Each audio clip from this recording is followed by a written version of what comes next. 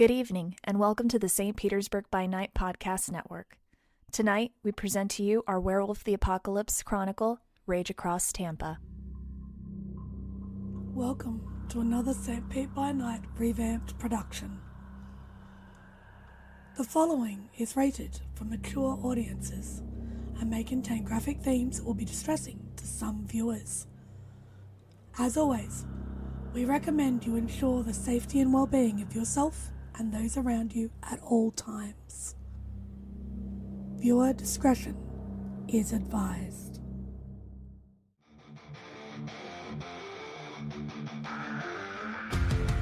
In the heart of night, we rise from shadows, howling at the moon, igniting our battles, cleansing Gaia of an endless fight, until our final days we will fight. Thanks, man, we stand united as one.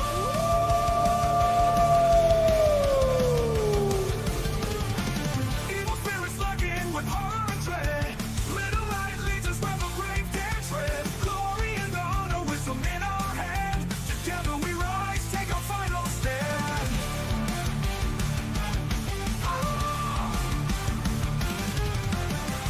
Everywhere we run, the wind is at our back. All the world's forces we will track. From the depths of the ocean to the clouds in the sky, vampires tremble as we learn to fight. Rage across Tampa, in this fight we'll stay. Evil spirits lurking with horror and dread. Little light leads us where the brave dare tread. Glory and honor, wisdom in our hand. Together we rise, take a final stand.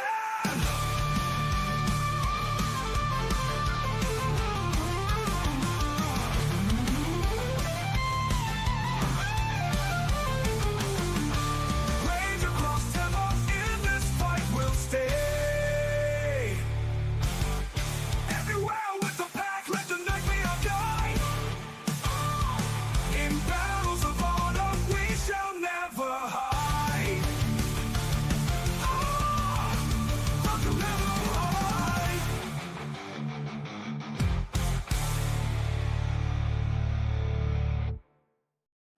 Good evening and welcome to the St. Pete by Night Entertainment Network, where we play St. Petersburg by Night, a massive multiplayer 5th edition World of Darkness chronicle set in the city of St. Petersburg, Florida. My name is Kent, also known as Michikent. On all social media, I am the lead storyteller of St. Pete by Night. You can find St. Pete by Night on all of the social media listed down below. And if you're into the World of Darkness, which includes Vampire the Masquerade, Hunter the Reckoning, and Werewolf the Apocalypse, you can come join our amazing community by joining at the Discord link down below, where you could find yourself participating in one of our many one-shots. You might find yourself joining a table, or you could just find yourself hanging out with a pretty incredible community of over 200 awesome individuals who participate in all sorts of discussions and movie nights and other activities, game nights. It's just a really lovely community that you could be a part of. But it's Tuesday night, and you know what that means. It's time for Rage Across Tampa, our Werewolf the Apocalypse 5th edition chronicle set in the city of Tampa, across the bay from St. Petersburg, where a pack of Garou are attempting to reclaim the city of Tampa and the territory of Florida as a whole from the Tampa Camarilla, who have ruled over the territory for over, a decade, after driving out the Garou population and pretty much purging the entire state of Florida from the Garou for quite some time now. But these Garou have made their mark, have retaken a bit of territory, but at a great cost. And the costs seem to keep tallying up. And they've had to make their fair share of sacrifices, including last week, where we saw them make a great sacrifice to the spirit of Storm. The Storm spirit had been neglected in the past 10 years, as Eliza Ross, the Stargazer Theurge, fell into Hirano and stopped doing her obligation as the Right Master of the area.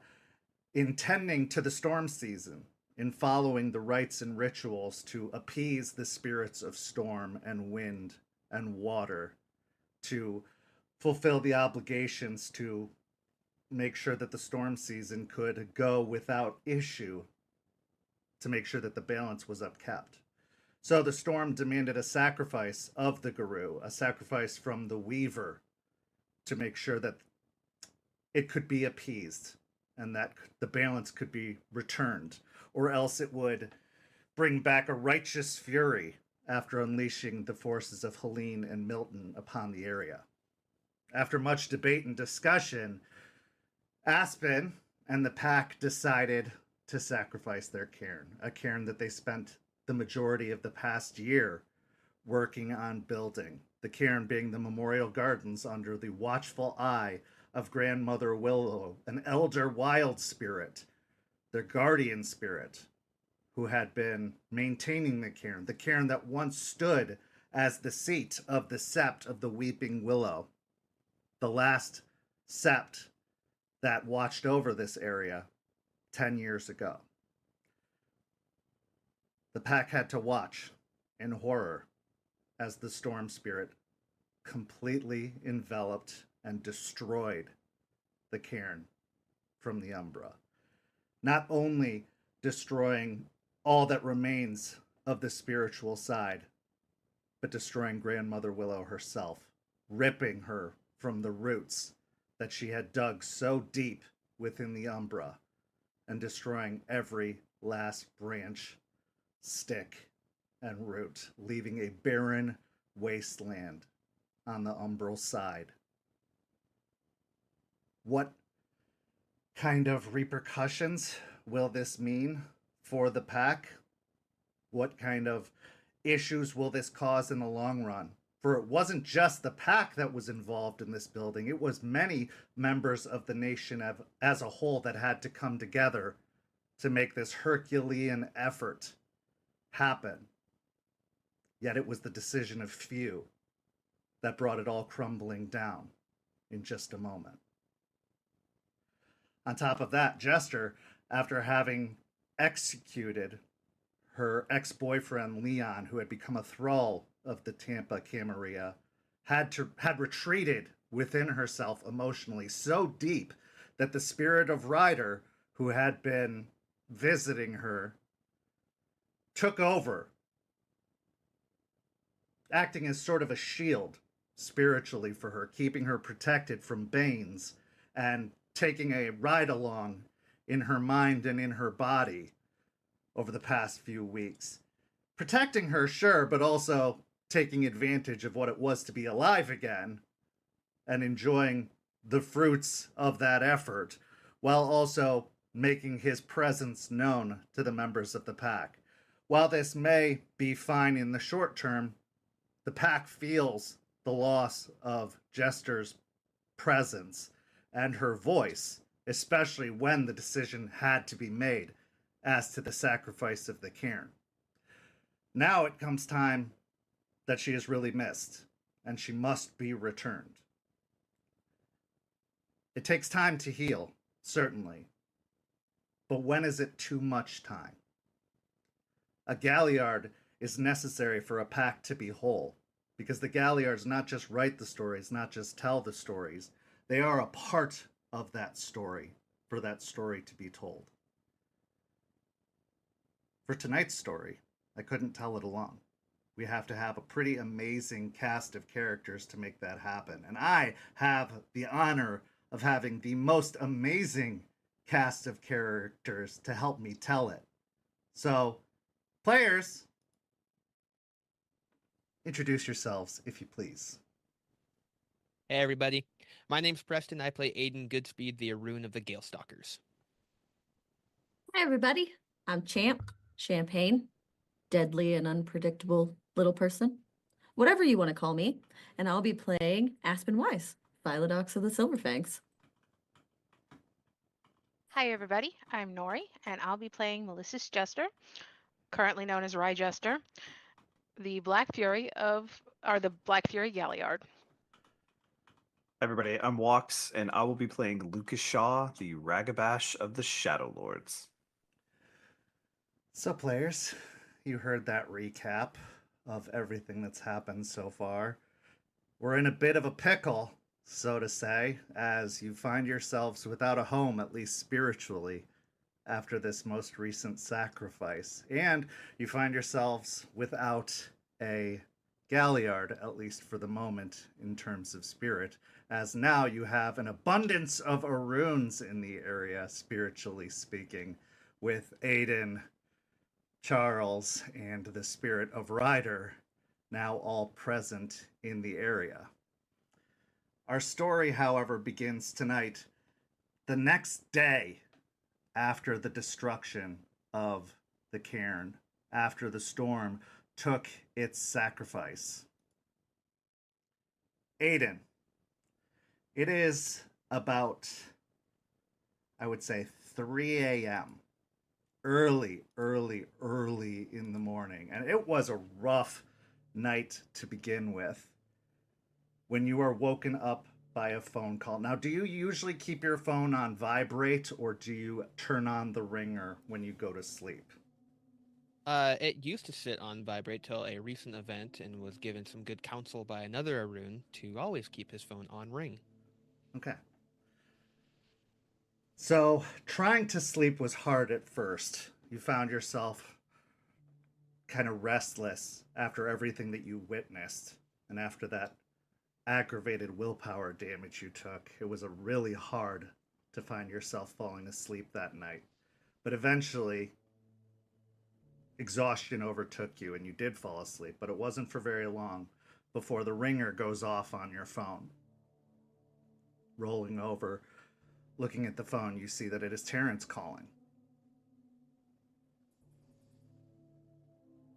Reach out, couple deep breaths so he doesn't just yell at Terrance. Good morning. Hey.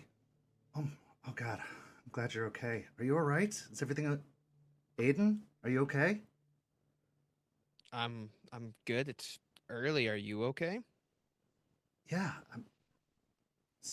I'm sorry. I'm sorry to call so early. I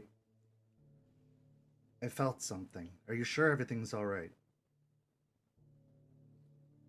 Uh, yeah. Sit up a little bit, rub his eyes. Yeah. What's going on? Tell me what you're feeling.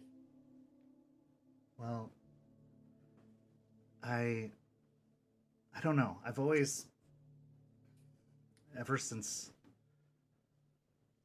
I came down there last and we did the big ritual, I've always kind of felt tied to the place, and I've felt, I don't know, connected. And it was nice because I always, wanted to be there with you. I've always kind of been thinking about it, and the more and more I've come to understand it, the more and more I've felt connected to it, like I could understand it.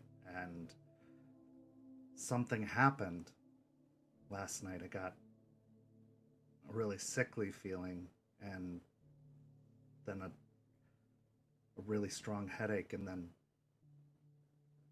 I felt like I was dizzy, and then it just felt like it was gone.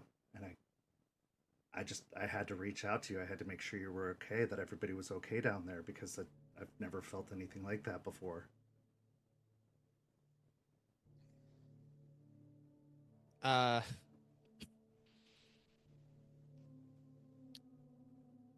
There's not an easy way to kind of tell you what you're feeling. So you know the big storm, the hurricane that rolled through, the two of them. Yeah, we felt it all the way up here. Are you okay from that too? I should have checked in sooner. Hey, it's okay. I should have called it. Overall, are you doing okay? Yeah, Since then? no, we Okay. I mean, we had some power outages. We dealt with our own fair share of things, but we know how to rough it up here. They're prepared for that kind of thing. But are you guys okay down there? You had a much harder time, especially with the second one, than we Yeah, did. hit really hard. But it would have been a lot worse. So the first one that came through, we tried to talk to the spirit of that, the spirits overall of the storms, but Eliza, you remember Eliza? Yeah, The old lady. one She was nice enough, yeah. Yeah. She was the one that was communicating with the storms before she had her falling out. So that was roughly 10 years that the storms didn't have anyone to communicate with. So eventually that happened, and she was able to reach out to them. And that first one, she had to take a punishment, in a sense, for that 10 years of not communicating. Then the second one came through because they did not think that that was enough of the punishment that she was dealt. So we had to face the other one, and we had to actually fight the spirit of storms. When we finally got to a point where we could talk to it, the storm required a sacrifice, a big one, in order to not hit as hard as it wanted to, as a payment for the past few years. We, as a pack, took a while to try and figure out something that would be enough to make up for these past years and would be enough to pay a storm spirit. We decided that the Caern was going to be the best choice for that. So that sickening feeling that you had was a sacrifice to keep a greater spirit satisfied. There's silence on the other end of the phone for a couple of moments, and it's a long, long pause. You can tell that he's on the other side of the phone as you can hear him breathing slowly as he's processing what you've said. But after a few of those long, lingering moments, okay, you're there, I'm here. I can't imagine the difficulty of the situation. It must have been a really, really hard choice, and I'm just glad everybody's okay. I'm glad everybody made it out okay. I'm glad you're safe. That's all that's important. I mean, I know it was really important to everyone, and that it was really hard to get the thing built, but a house can be rebuilt. You can't come back from the dead.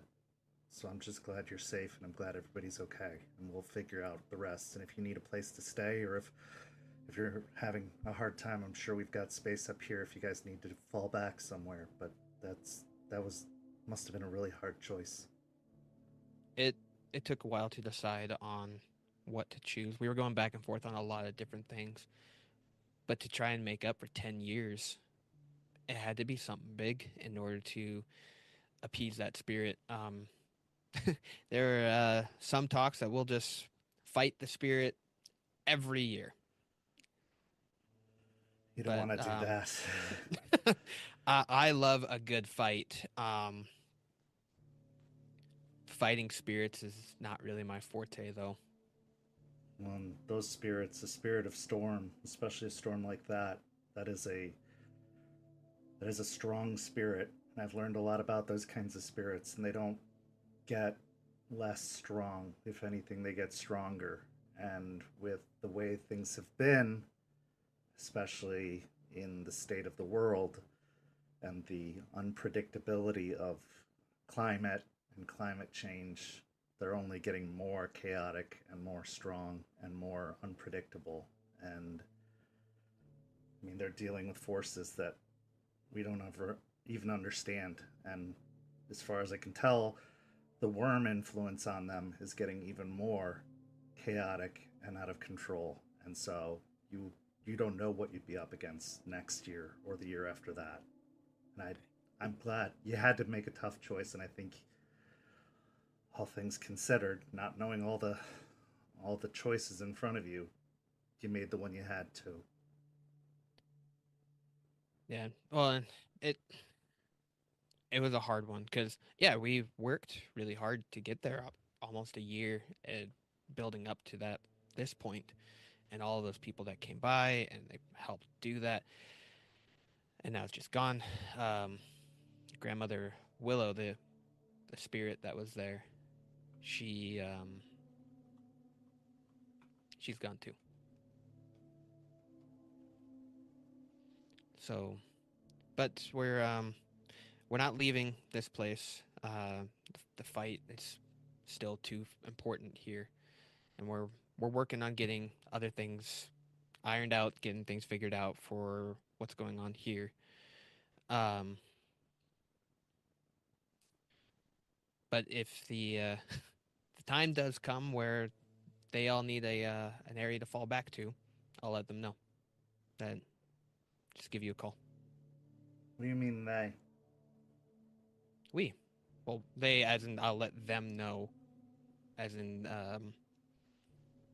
the rest of the members of the pack. Aiden. Yeah.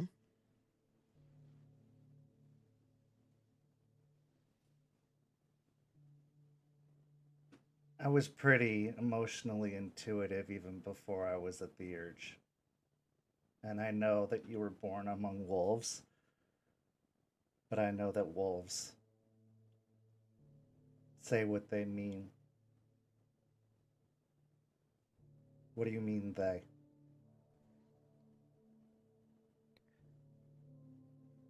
There's no pun intended, but things are getting a little hairy here. The fights that are going to be coming up are going to be harder. Each one is getting more and more difficult. My you know how your role is to be 1 foot here and 1 foot into the Umbra. You are the bridge between here and the spirits, and to help guide people through that. My role is, as I've been told recently, the soldier. Do as I'm told.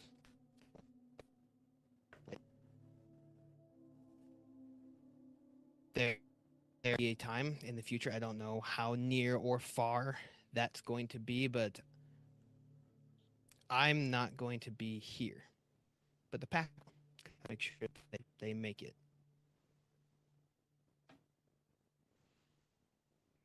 So it's a thing that's lingering in the back of my head. But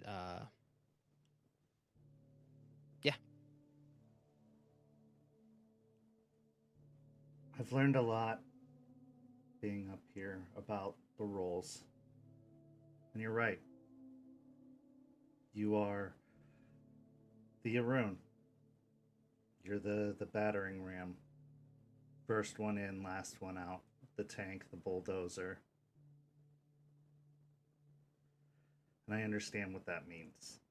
And as much as I don't like the idea of it, I understand that we all have our part to play. And I've come to learn a lot about life expectancy among our kind. I know, looking around the Sapt up here, that there aren't a lot over the age of 30.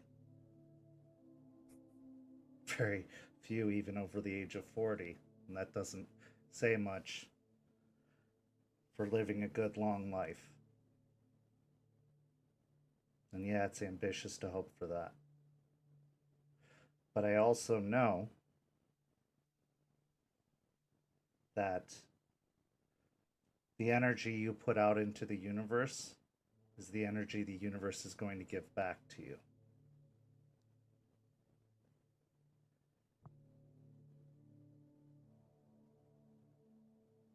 Don't write the end of the story ahead of it being written.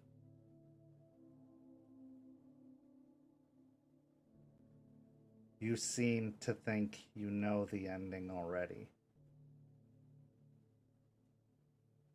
And maybe that's the ending someday, but you seem to think it's coming a lot sooner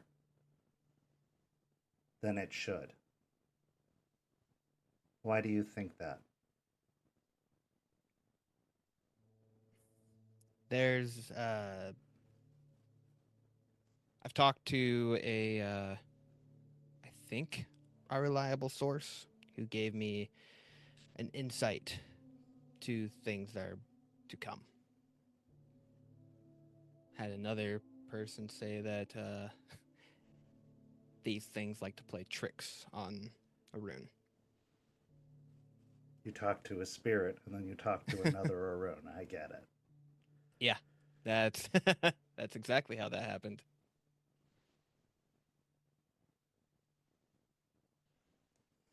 I've had a lot of conversations with spirits recently. Rarely are they wrong.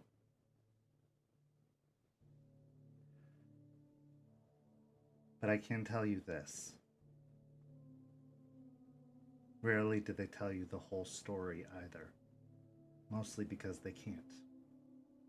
They don't know it. That's frustrating. It is.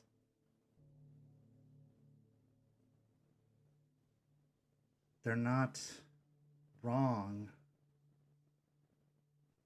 but what they told you might have been missing a rather crucial detail.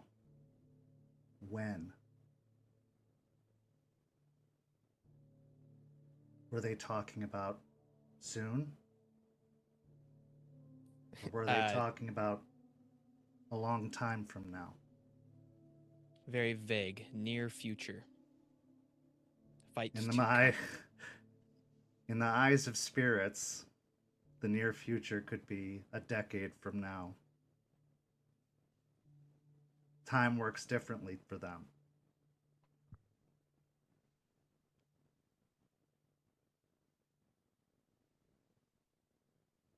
It's fair. So all that wisdom rubbing off on you now? Are you trying to teach me things? It's my job, isn't it? I'm supposed to Yeah. be interpreting the spirits for you. You're doing a great job. Don't go into your next fights ignoring your instincts because of something a spirit told you. Trust the gifts Gaia has given you, and trust the gifts you were born with. You have an advantage that very few of us have. You were born with instincts that very few of us were born with. We had to learn them. Trust those instincts. And yes, that time will probably come one day, and I will be sad to see it come. I will be sad for the day that you will have to fall. It's coming for all of us.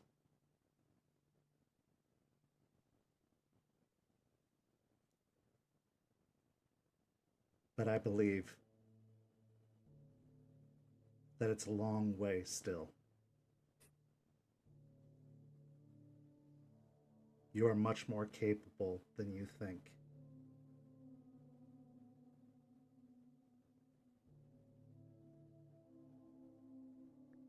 Thanks, Terrance. I will take your counsel to heart. I hope you do. I know I'm still new at this, but I believe in you. I've always believed in you ever since the first day I met you and noticed that there was something different about you.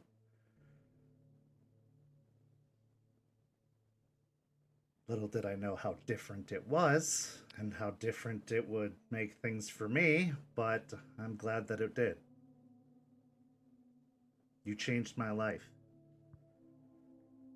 And I'm never, ever going to be able to repay you for that. But the least I can do is make sure you don't throw yours away.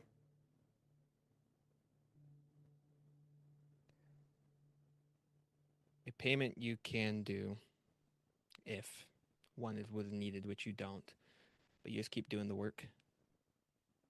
You're doing a great job. I brought up some of the things that you were able to do right off the bat to Eliza, and she said that you are going to be doing great things. The fact that you were able to talk to Regina shortly after your initial change, that's a big deal. Not a lot of people are, even some of the most adept guru are able to do it just like that, and you are. So you got big, nice road paved ahead of you. Well, that's flattering. And it's coming from Eliza, and she doesn't give compliments too often. Usually, it's actually she's been a lot nicer lately since other things have happened. But beforehand, she was a bit bitter. But overall, she's getting better. It's also a lot of pressure, but okay. I'm not going to think about that too much. You just keep doing what you're doing, and you'll do just fine. You too. You keep doing what you're doing, and stop thinking about what the spirit had to tell you.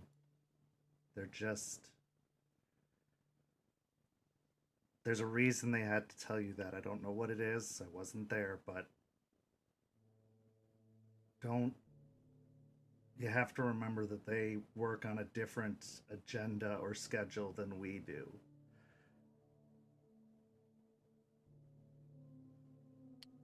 Okay. It's a lot of extra stuff that to remember. It really is. This is why you need all the different moons around you, because you need translators. Yeah. My job's easy. You point, I hit. That's that's my job. Well, I'm glad we have you for that, because you point me and I try to hit something, I end up getting tossed really, really, really far, as I've learned in lessons many, many times. Hey, if they're beating you up too bad, you let me know. I'll come have a visit. Talk to you. It's all part of it. Nothing too bad. Thankfully, these powers allow the recovery time to shorten. At least you're accepting it. One of my other ones took a long time to actually accept what they are. Although ended up doing it in a great time of need. So, but I'm glad that you're able to go through those transitions and able to use all the gifts Gaia has given you. I never felt like I belonged. Now I feel like I belong. I just wish I could be there with you and with the others, because that's where I really belong. That's my city, and that's where I should be fighting for it. But I know I still have a lot to learn, and I know that I would be a liability to you right now. I've had a long time to think about that, and it's a difficult pill to swallow, but when I'm ready, I'm coming down there as quickly as I can. I look forward to it. Me too. And then I'll toss you around a little bit. Yeah, I bet you will. Well, I'm sure you and Eliza would get along great. But if you do need anything, just let me know.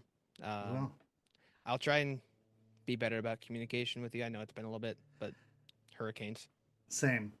The recovery is still a thing up here too. I mean, that first one really hit a lot of people up here. You know, not us as bad, but a lot of people west of here, and our SAP covers a wide area. We're still helping people out west of us, so there's a lot to do. Yeah. Anyway, I'm glad you're okay. That feeling, I don't want to feel anything like that again, hopefully anytime soon, but I know Hopefully not.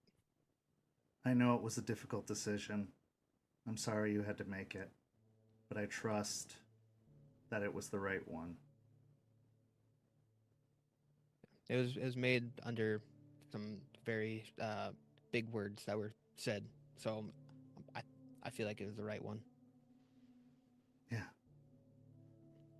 But I'm gonna get some sleep. Yeah. 'Cause Yeah. I'm sorry again. Just you're good. You can call me anytime. I was about to yell at whoever was on the phone, yeah. but I saw it was you. So Well, I just when that happened, I just assumed the worst, and if you hadn't answered, I was gonna hop in a car and head down there or something, because who knew what was happening. But I'm glad you're okay. Like I said, you're safe. That's all that matters. I'll let you get to sleep, and hopefully we can figure out something for you guys down there soon. If you need help setting up a new one, let me know. I'll see if I can get some volunteers from up here. yeah, we'll give you a call if something changes like that. Okay. All right, you take care, Terrance. All right, You too. I'll hang up. As he hangs up the phone, and as you lay down, what's going through your mind after this conversation? Lots. Trying to figure out what else the spirit could have been telling him, because now that's two theurges that have brought things up. And Charles also brought up that sometimes they do like to play tricks, or the other side is that they're not giving the whole picture, only seeing a glimpse. So trying to figure out what pieces are missing to possibly avoid an inevitable future, or if there's a whole different side going on to it altogether. So tossing and turning a lot throughout the night, probably not going back to sleep. Another thought that you can't help have enter your mind is, if he felt it and he was involved in the ritual, who else felt it? Because there were a lot of others involved in that ritual, including your mentor, Duncan. We transition now to a few days later. Aspen, moments of peace have been few and far between for you as of late. Even since the night of the storm, even since the night of the sacrifice, things have been a little bit uneasy, even at home. Artie has been understanding, but he has been a little uncomfortable ever since the decision was made. He has agreed and supported your decision, but something has told you that there is definitely a discomfort in that agreement, and that he is doing so to be supportive, but maybe he doesn't 100% believe that there is definitely some doubt in there, but he will force himself to believe it, that some things are more important than ragabashing. So as you sit in the apartment, he's gone out grocery shopping, and you're getting a moment to yourself, a moment's peace. Finally. However, that peace is quickly interrupted when the roar of a motorcycle outside breaks the peace. Jester, or should I say Ryder, there are some benefits to riding around in Jester's body as of late.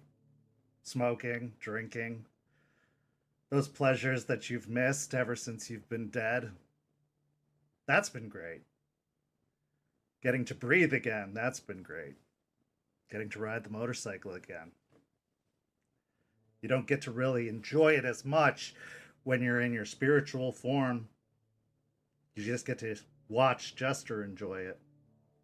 But now getting to feel it makes you almost regret, just a little bit, having given it all up. But then you remember, the kid is important. She has promise. And you had very little left to give with where you were at. You were the past. Your fight was done. And you were only doing more harm than good in this fight. That being said, You remember what it was to lead. You remember the decisions you had to make. And they weren't always the right one. Especially the last one. The last true decisions you made when you were right of mind before Hoglosk overtook you. The decisions that cost you everything. So as you sit outside Aspen's apartment that she shares with the other kid, the other one that you failed because you were too blind to continue to be of any good to the future of Garou. Those thoughts of leadership cross your mind. Looking up at the apartment, she's not doing too bad for herself. It's a nice enough place. Eventually, you climb off your motorcycle and you start heading up.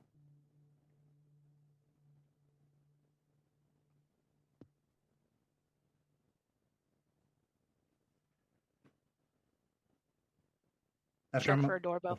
Oh, yeah. go ahead. I was going to say, we'll check for a doorbell. If not, I'll knock on the door. Okay, there's no doorbell to be seen, but there isn't. You do knock on the door, and Aspen, the knock snaps you out of whatever comfortable trance you were trying to reassert after the sound of the motorcycle was disturbing you. Just gonna rub her head, get up off the couch, and go to the door and open it. Hey there. Hi, Ryder, I assume. You assume right. Come in. Step in. Nice place you got here. We're doing okay. Are you thirsty? You want a drink? Have you had enough beer? You want coffee? I'm assuming with that means you don't have beer. I have it. Just thought you might be, wanting a different flavor for once. Try and dabble in a lot of different things, not just, drinking yourself silly while you can. I'm not giving the kid a liver problem if that's what you're worried about, but sure, I'll take a coffee. All right. So, what do I owe this magnanimous pleasure that you've brought me today? Where to start? So,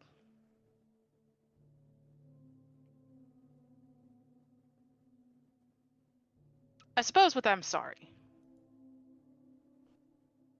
When I was alive, I wasn't great. Fine, I was an asshole. I wasn't in the best of mind, I guess you know. Being dead kind of puts perspective in things. And I've had a lot to think about. Oh, yeah?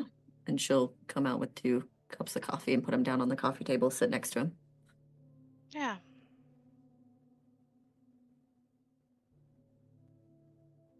I think you're doing a good job at leading, especially given the circumstances you got. But just be careful. Letting your emotions cloud things. I know it's funny coming from me. In the end, it wasn't just the counsel I was given that led me to make the decisions I made.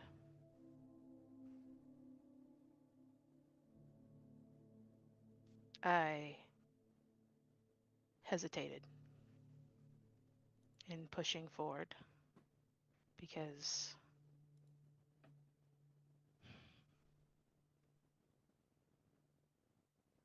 there was a woman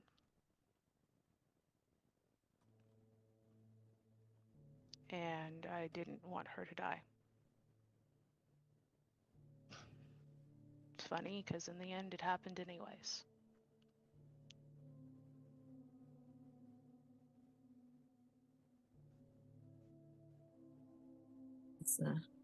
You think I'm doing the same thing?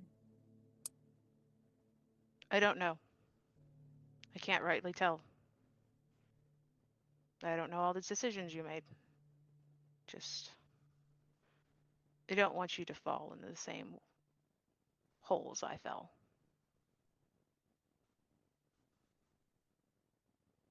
I get it. I appreciate you coming, talking. But, I'm not like you. Not everybody wants to tell me what kind of leader I should be, and how I should lead, and what I should do, and what I shouldn't do. And honestly, I'm kind of sick of it. I just want to do what I think is best. I get it. I get it. Definitely trust your own judgment. Just sometimes, for us especially, that judgment gets to be clouded a bit, especially if we keep losing people we care about or put in situations where it doesn't seem like there's an easy way out. I think just being a leader, there's no easy way out. Somebody loses. It's true. It's not an easy decisions to make. Leaders have the hard choices. And if you wouldn't have hesitated, do you think you could have accomplished what you needed to accomplish, or would all of this have still been the same? I don't know. I think if we'd struck sooner, maybe we would not have been put in a situation where I had to split my sept into 2 different fights. And one fight they sacrificed everything to win, and the other we lost.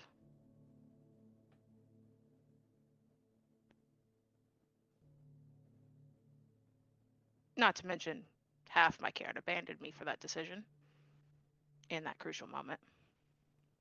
Half my sept.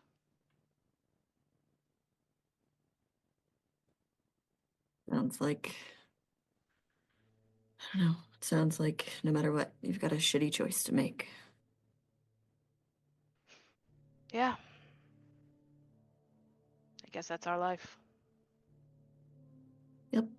Didn't know I'd be sitting here relating to Ryder inside Jester, but just relating to Ryder, that on its own is weird. Yeah, it's kind of weird relating to you.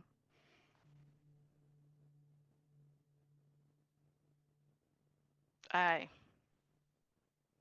haven't been the biggest fan of the Nation or Silverfangs in general over the last years, especially after they decided we weren't risking anything because there was nothing worth it to them to come help us. Yeah.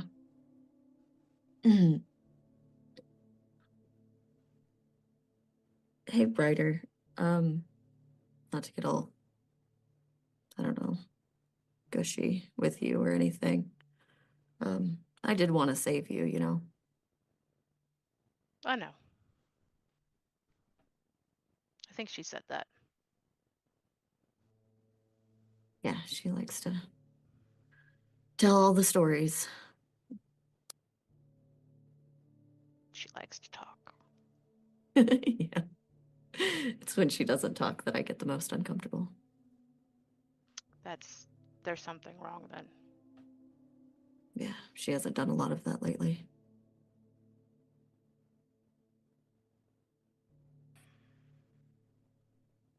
No, she hasn't.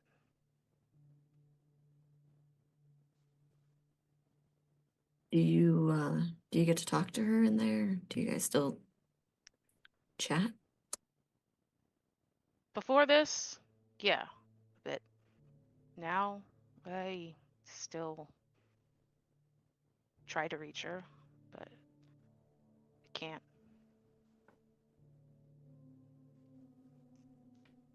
Maybe you could do something. I don't know. Well, as much as I love your company, Ryder, I'd love to have Jester back more. Yeah, and kid should probably have her body back. It's her life, not mine. Mine's over. Yeah. I mean, we'll see what happens after all of this. We'll see where all of us are at. Who knows? Maybe we'll be right there with you. Oh, I hope not. Hope you go on to, the afterlives you want to go on to.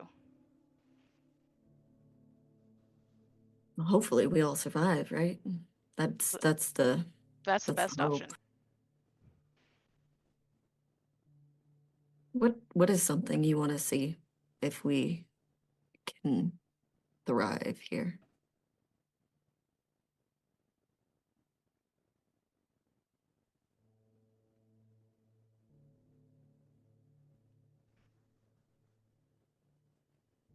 I want to see more packs here. I want to see more Cairns open and moots again.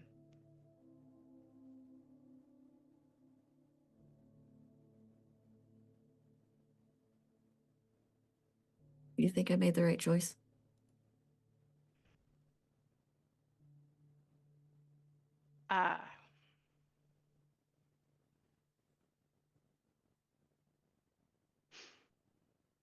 I may not be the best one to ask, but I think so. But then again, I don't really care about spirits that much, so it was a big deal to me. And like I said, haven't had much love for the nation for a while.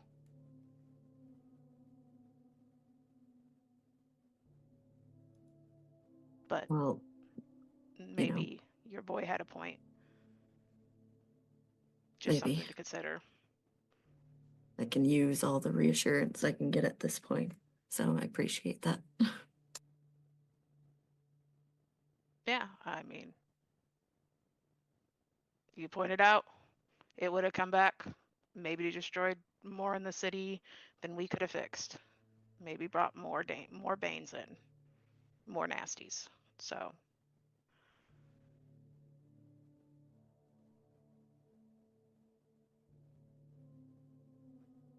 Okay. So when you made your choice, the choice that you said was a mistake, would you change it? if it brought Holly back, I would.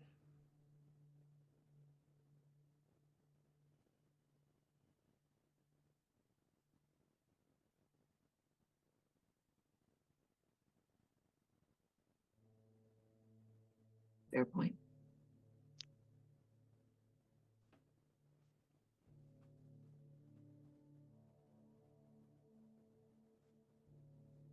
Which is why I can't keep letting people sacrifice. Not on their own. Get it. I get it. And maybe there's ways to make it up to the others outside the pack. We'll see. I guess time will tell. Besides, I heard something about like spirits being like just remade. I don't know. I don't really never understood that shit. Not great with it either. That's an Eliza talk, for sure. Yeah.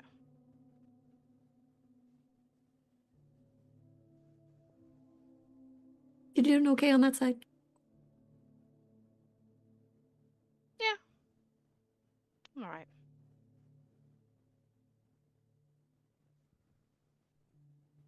Because you're gonna have to go back there soon, so. It's fine.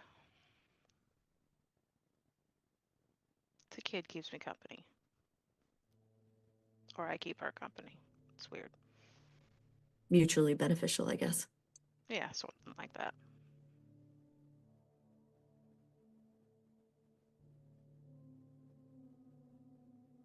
Thanks, Ryder. You're welcome. You've kind of, proven that whole Aruns are the only ones should leave wrong, I guess. Anyway, I should get going. You can take the coffee with you. Thanks. So Ryder's in Jester's body, stands up, taking the coffee, stopping at the door to give one last look and a smile to Aspen before heading out. A few moments later, the motorcycle kicks up and goes off into the distance. Aspen, what's going through your mind after this conversation with an adversary turned temporary ally, turned sacrifice, turned whatever they are now? Well, surface level, it's strange having a conversation where Ryder's not a complete asshole the whole time. I mean, we've had good conversations, but he's always kind of been an asshole. But no, it's nice that he cared to like check up. And that was something she needed. Like it wasn't so much of like you're doing things wrong, it was like keep an eye on it, and there was a bit of reassurance, so that was nice. But deep down, it's still so many people that she's got to juggle and figure out and do right by. So she's still struggling. While Ryder enjoys the sound of the engine of his motorcycle as he coasts down the road, inside, Jester can only hear the echoing sound of the word of Leon saying monster as she continues to sink deeper and deeper, attached to a stone, deeper and deeper. We transition now to the Memorial Gardens, a place that was once a refuge for the Tampa Guru, now a place of death, a cemetery. What it once was, now again. A place of stillness, a place that gives no comfort. Possibly even less comfort than was once intended. Barren, dry, empty. Lucas, you've come to the Memorial Gardens for a few purposes, but what specifically brings you here this particular day? After the events of the hurricanes, and after the events of the Memorial Gardens, Lucas has not heard from his oldest friend in a very long time. There was a lot going on after the hurricane, and he feels very guilty that he did not seek out his friend after that. But he assumes, knowing him the way that he knows him, that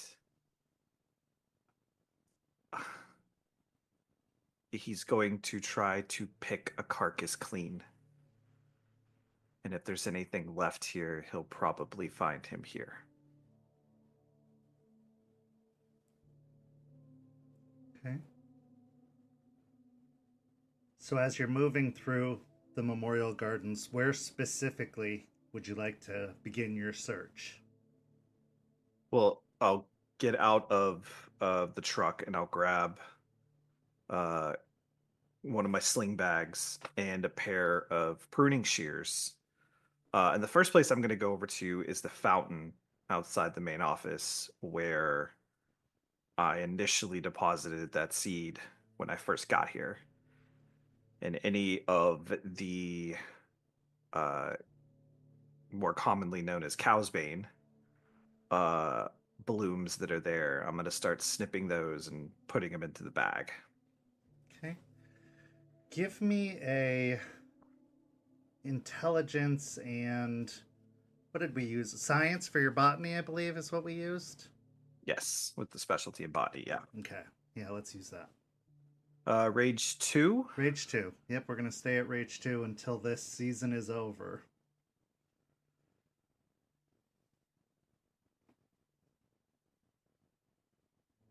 Two successes. 2 successes.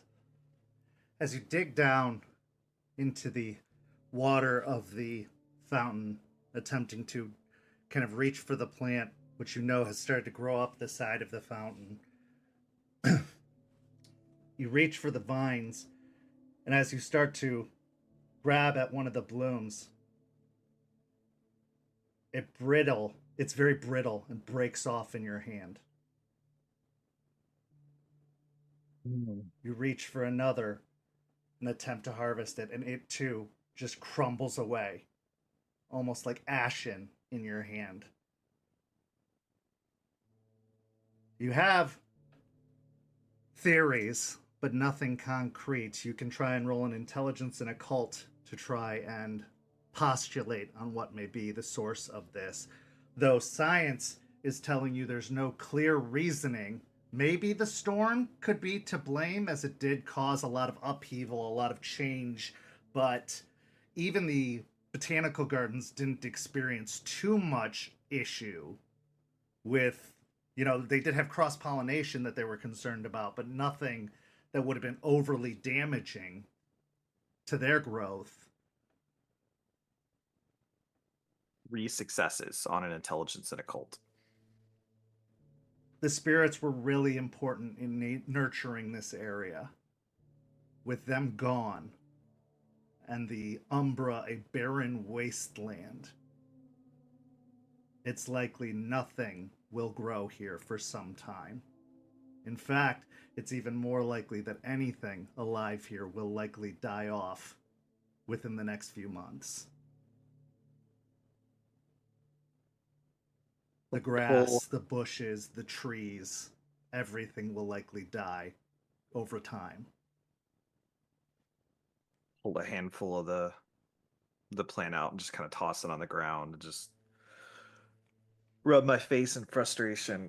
It is everything. We're going to lose everything here. Shit. That I did not think about. Okay. One more stop.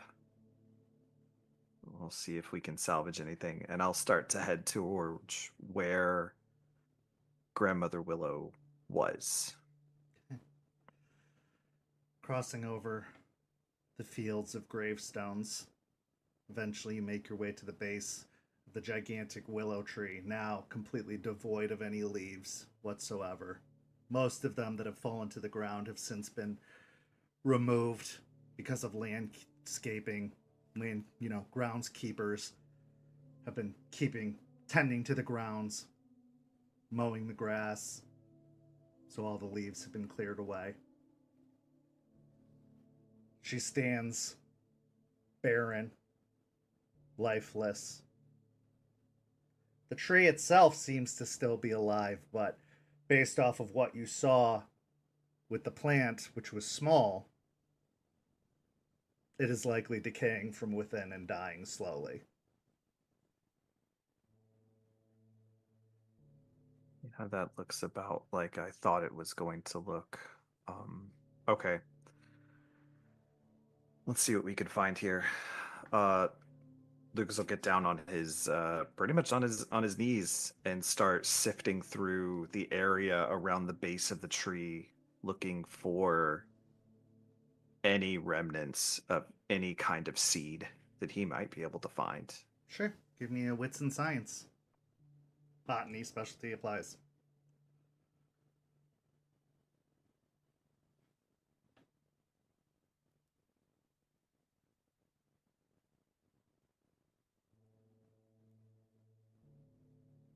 4 successes.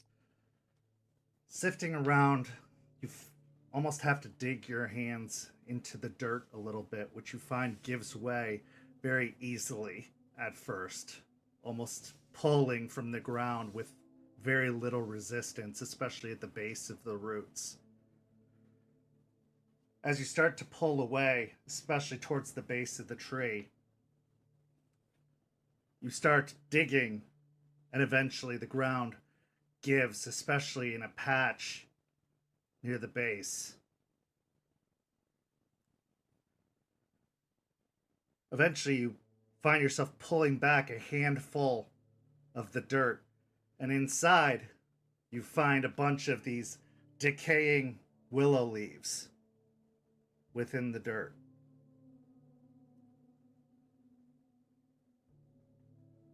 You reach in again, and your hand almost sinks all the way to the shoulder down deep into the earth. And your hand collides with a rib cage.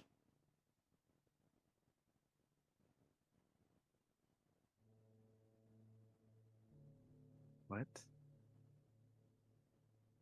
Pulled his hand back, kind of stunned at what he just thinks he just touched. Sure, he just touched.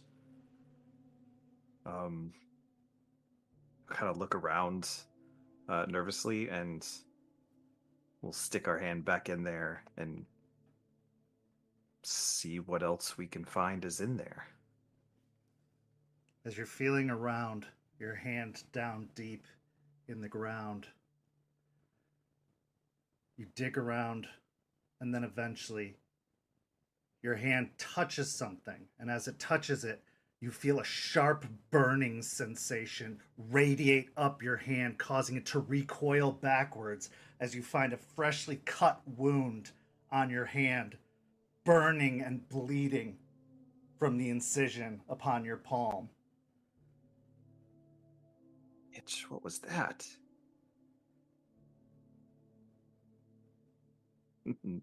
No, that can't be.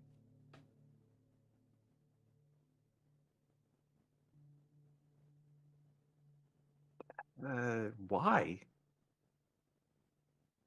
Okay. He'll reach into his sling and pull out just like a pair of work gloves.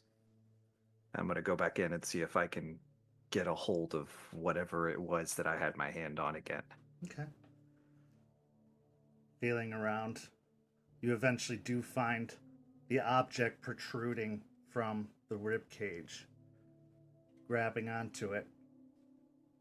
Give me a strength and athletics roll.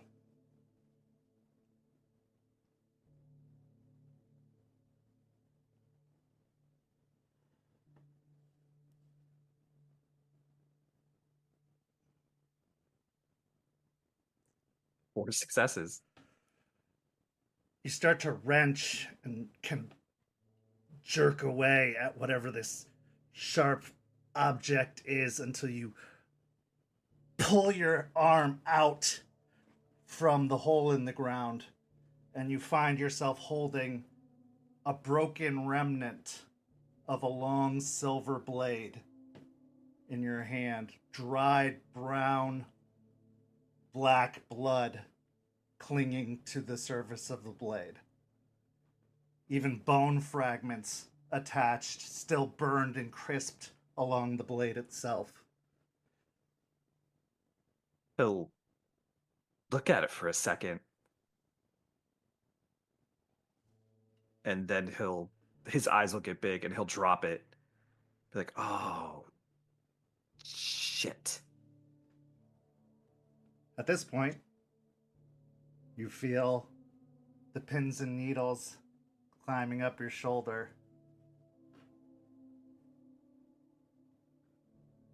I was just starting to think there was nothing to find here.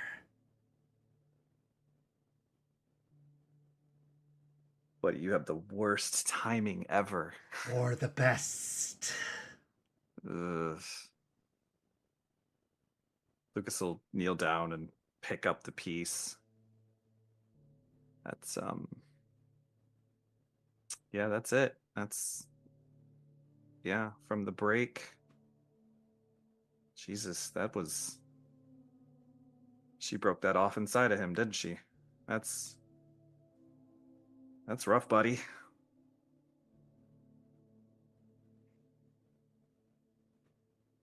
Hashugut, you're not thinking what I think you're thinking, are you? What do you think I'm thinking, Lucas?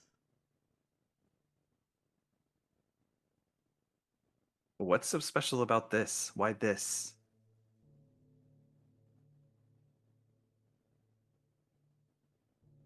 Garou blood.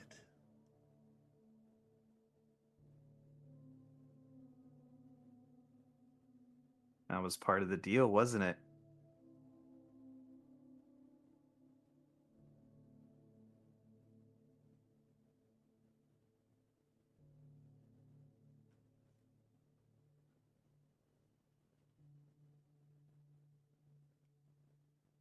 It's a little rough, but I think we could make it work.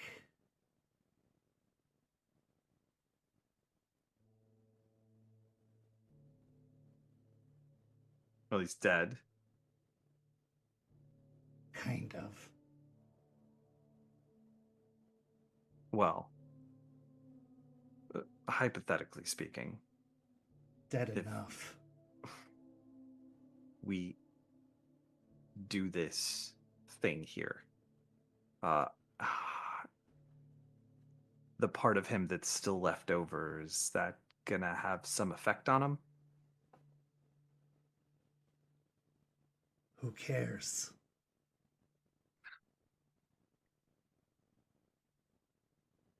I've known you for a long time, and you've known me for a long time. That's not how it works. What's You know that. dead is dead. Yeah, but he's not all the way dead yet. Dead enough. Is it gonna make him more dead?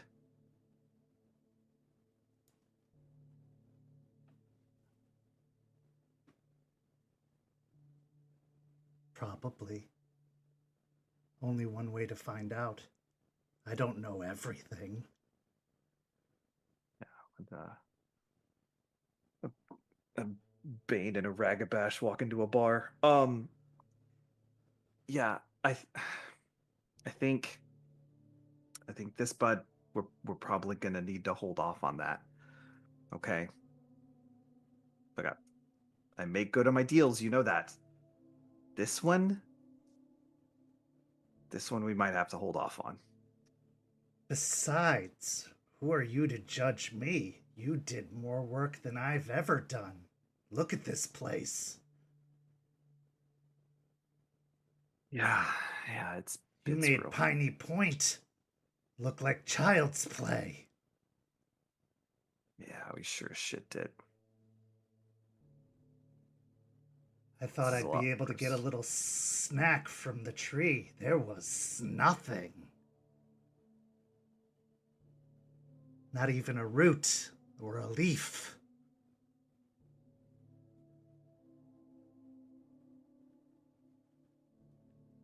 Yeah. I didn't think it was going to be this bad. I thought it was just a tactical retreat. My God, this is really bad.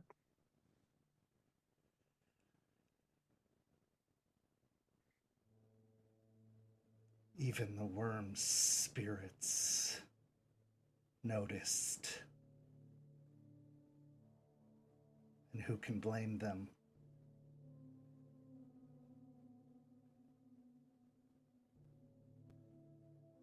Yeah.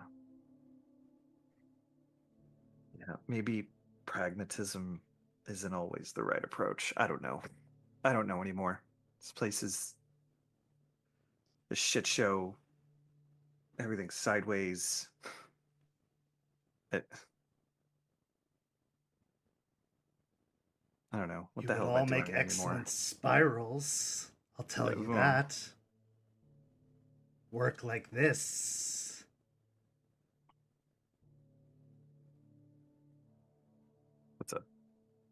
That's a tasteless joke.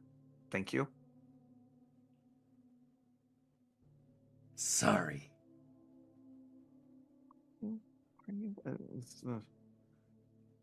Look, honestly, I'm glad you're good. That storm was a big deal, and you're still slithering around. So I'm I'm at just least glad glad I to see you. wasn't here when this happened. Yeah. I don't think you could have got close to this place before it happened though, right? No. No. Yeah. Yeah, we tried that.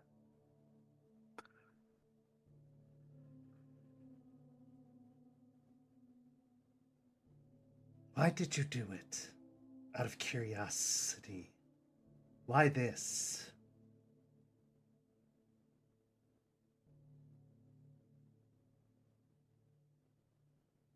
Why not the car?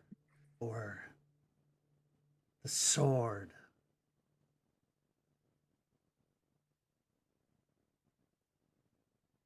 my whole life, ever since they pulled me out of that house. And even that is a weird, strange memory for me, but my whole life I thought I was important. I thought that growing up in the Cairn, being the youngest child to be kinsought in that sept in a age,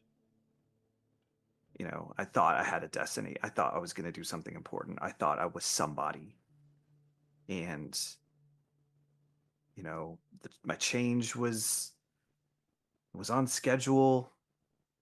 The Shadow Lords picked me up, and man, they talked me up. They wanted me to do all kinds of things, and I was happy to go out there and find others like me and bring them back, because that's what gave me the life I had. That's what gave me my family that I never had growing up. And the whole fucking time, he never said one word to me, not once. He never speaks to me. It was just assumed that I was a Shadow Lord. It was just handed to me. But he never told me he wanted me. He never saw me. He never looked at me. He never talked to me.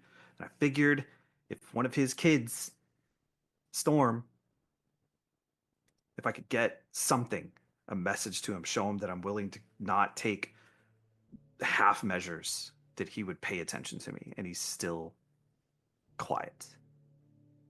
And I hate him for it. So that's a little bit of where I'm coming from. That, and tactically, this place was a shit show. So it was an easy decision for me to make. Get him to notice me and get us into a better location. But only half of that came true. So, yeah. I see you, Lucas.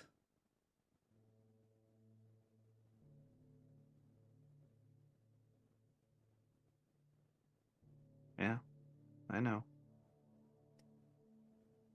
But this deal, this new place that you want to go,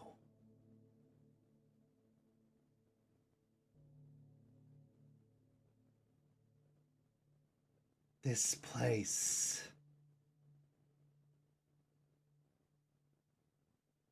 no one will see you there. No one will notice you there.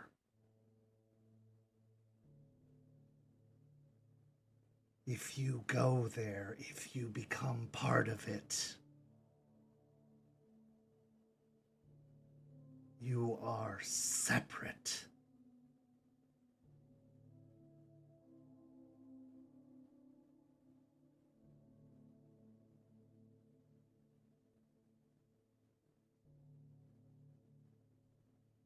Yeah, maybe. But I mean, that's That's not any different than the way things are now. Maybe that's what I'm supposed to do. Maybe I'm just supposed to exist in the in-between places, where the light doesn't touch. Maybe that's why I'm a Shadow Lord. I don't know. But what about me? Yeah. I can't go with you. I don't belong there. Well, you don't belong there because you choose not to belong there. I can't belong there.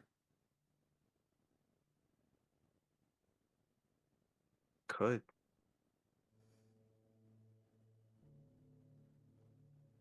It's possible.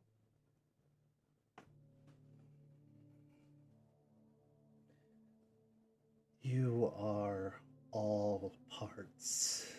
I am one.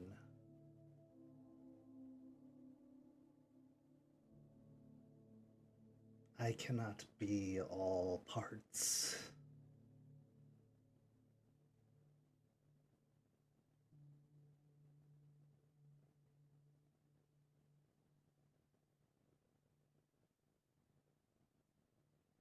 Yeah, but every part's important. Yes. You have taught me that much. This I know. One cannot consume if there is nothing left to consume. I know this. Wild, weaver, worm, all must exist. You have taught me this in the time we have spent together.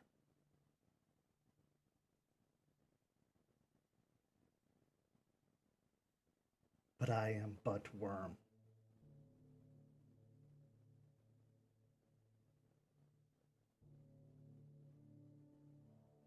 That place.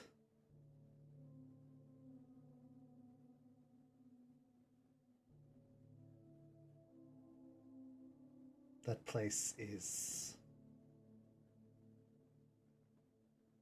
not for me.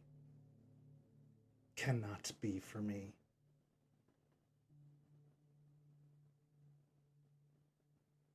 It would not have me.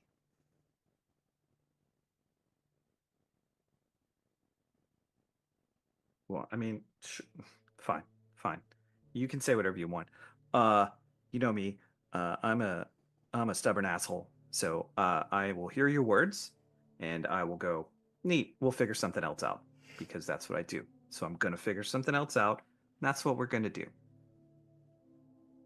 As you say. Yeah. On a different note, I think I might know somewhere where you could get a snack. Oh, Those pesky Get, from what I hear, have left town. interesting. Yeah. I thought so too. At some point I was gonna go there and check that out, and I feel like that sounds like a good time for both of us. Yes. Okay. Good. Like I said, I make good on the deal. Just on this part right now, we're gonna hold off on that. That's not mine to give. But the other one, all you can eat buffet. Nobody owns it. We'll see. Yeah, well, yeah, you're right. We'll see.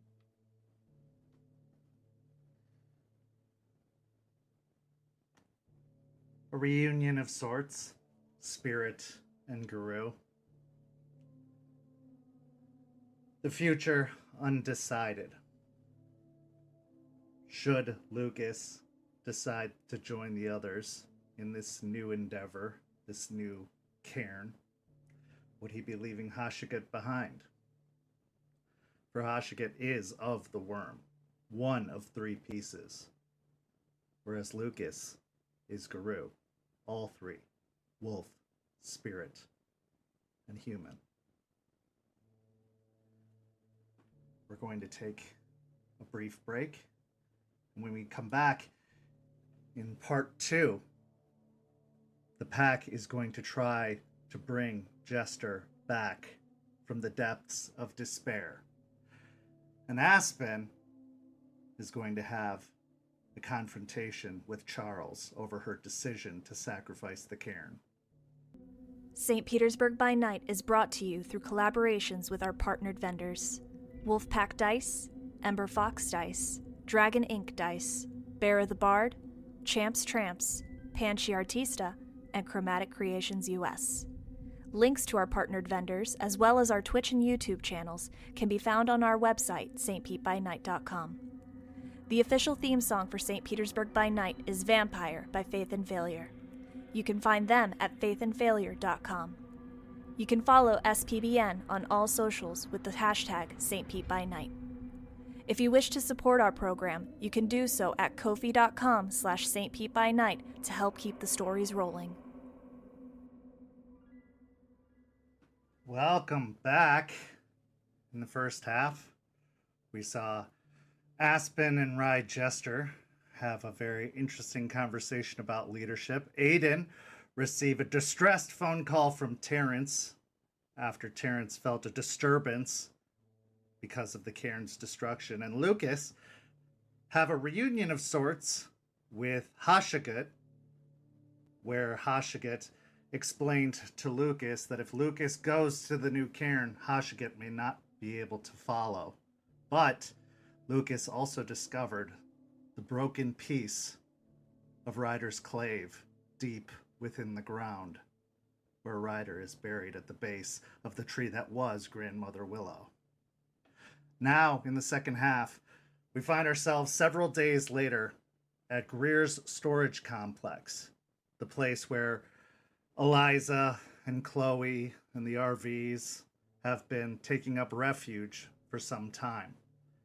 Here is where the pack has reassembled, where Eliza has instructed the others to gather as they are going to attempt to reach out to Jester, to go into the depths of Jester's mind, to try and find her amidst all of the grief and all of the sadness, to try and reach out to her, to try and beckon her back, to try and bring her to the surface and try and work through her grief, to try and bring her home, so that she doesn't become a victim of the depths of Harano, so she doesn't lose her wolf, so that she doesn't lose herself and possibly become the subject of banes that Ryder will eventually no longer be able to protect her from.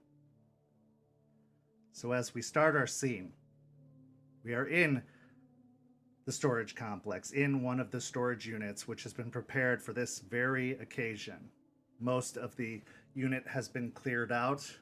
A sleeping bag has been rolled out in the center of the room. A ritual circle has been drawn around. Candles, incense, various ritualistic implements have been laid out.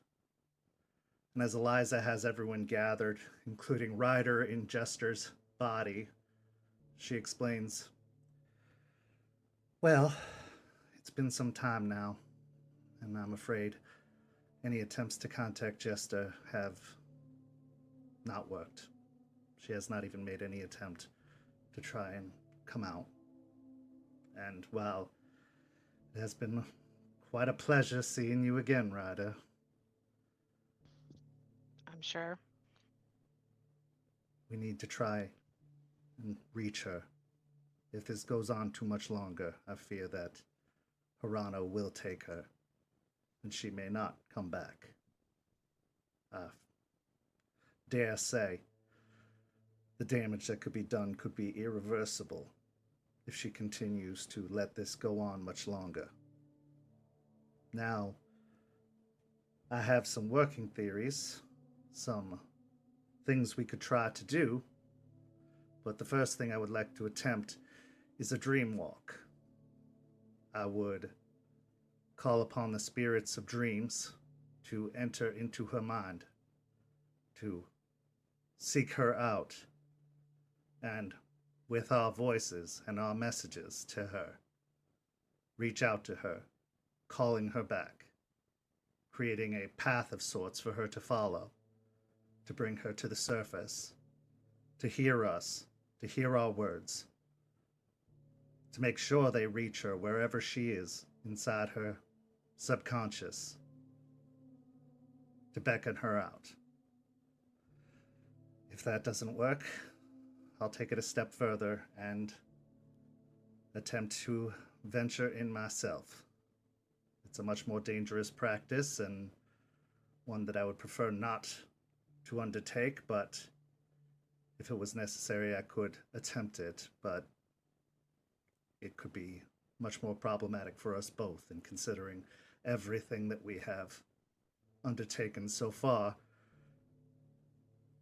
I would rather not leave all y'all without a theurge if it goes badly.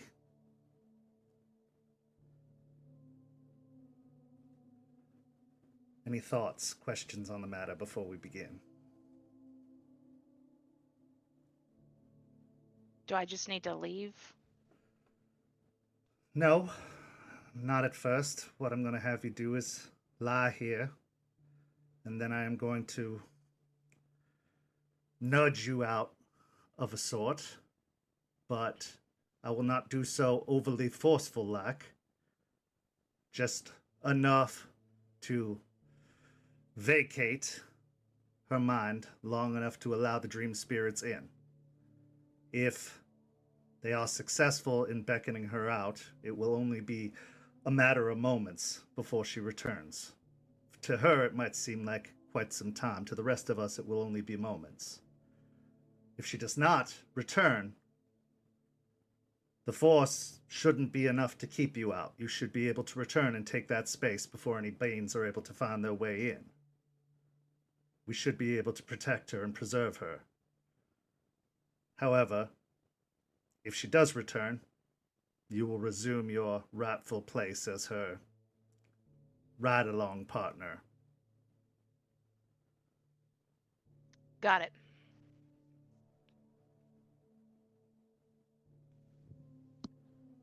Do we need quiet on this side? Nah, at first, yes. As I send the dream spirits in, I will be focused and concentrated, but one by one, you will utter your messages to me, whispering them in my ear, and then they will be sent through me in your voice to her. She will hear them as if they were spoken from your very lips. The dream spirits will speak in your voice with your intentions to her, as if they were said from you yourself. Depending on how particularly persuasive you are, it may assist her on finding her way back. So be as heartfelt as possible and as genuine as possible in your intentions. Say all the things you wish her to hear, and mean them. This may be our only attempt at this, for the further she goes, the harder it will be to bring her back. So no kid gloves for this. Certainly not. Okay.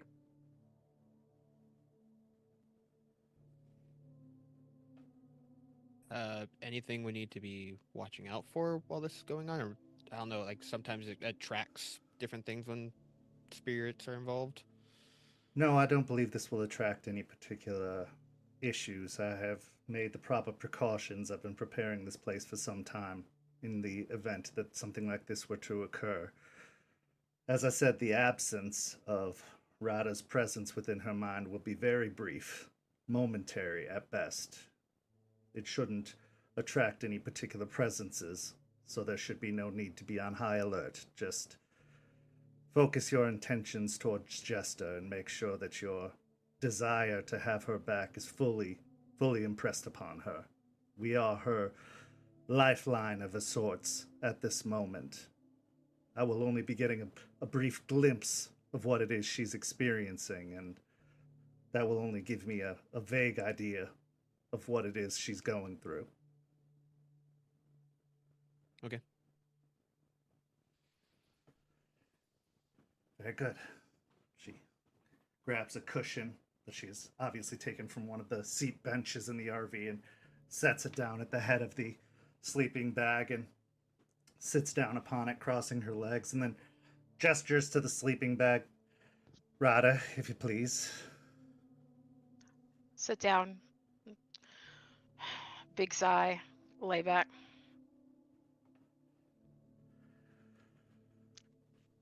This isn't going to tickle.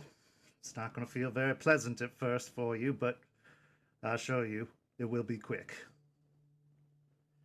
With that, she focuses and places her hands on either side of Jester's head. And she starts to chant in a language that nobody can make out, but it seems to be very tribal in nature. And as she speaks, it has a rhythmic quality to it, and it starts to pick up in tone. And after a few repetitive phrases, Ryder starts to feel a forceful push that's soft at first, but becomes more and more, forcing him out of Jester's body until with one final shove, he's ejected out.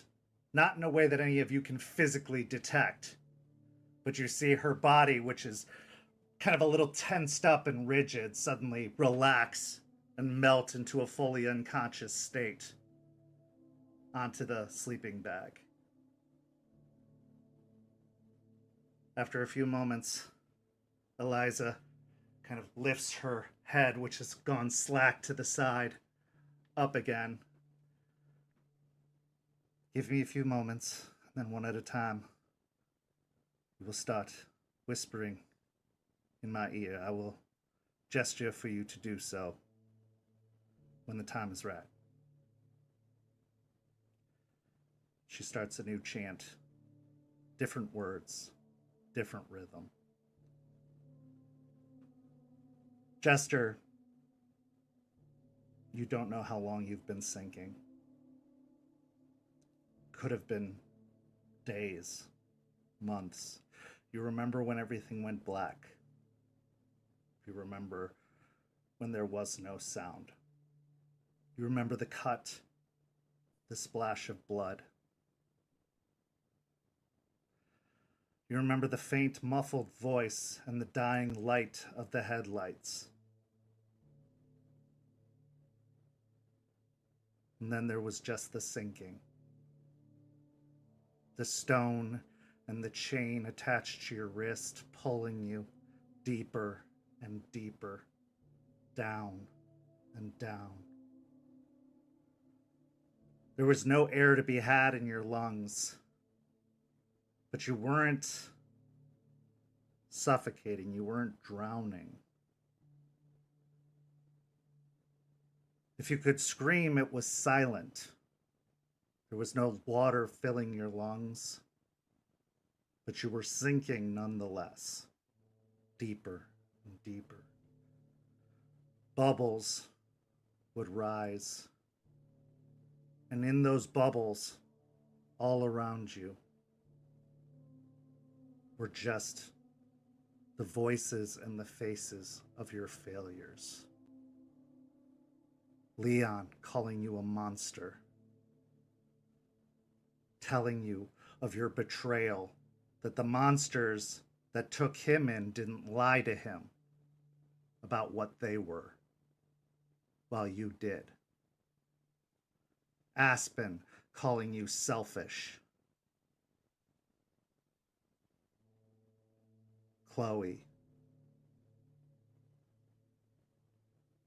accusing you of sacrificing all of your friends and the ones you hold dear, over and over. Maybe they were right. No, they were definitely right. everything they said was true. You are a monster. You are a failure. You are selfish.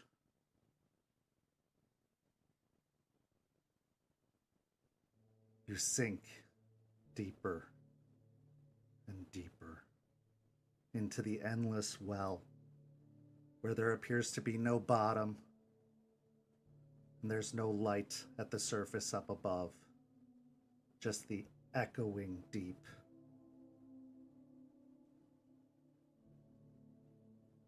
Minutes turn into hours, hours turn into days, days to weeks, weeks to months, months to years, years to eons.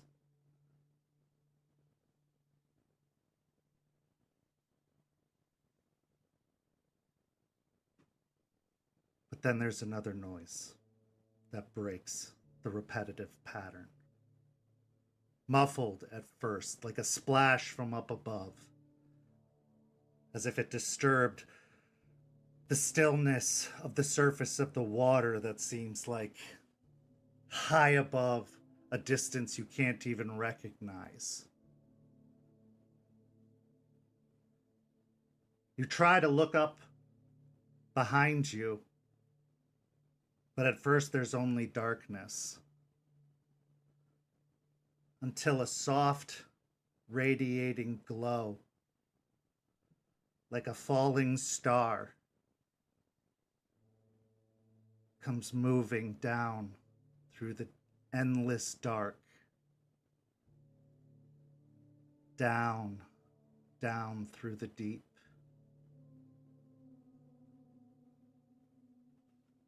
Gliding down until it's coming just next to you, next to your sinking form.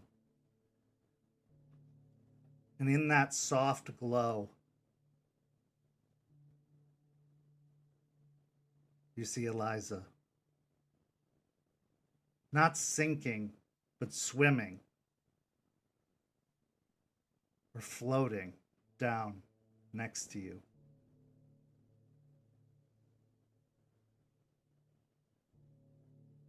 Jester, my child, can you hear me?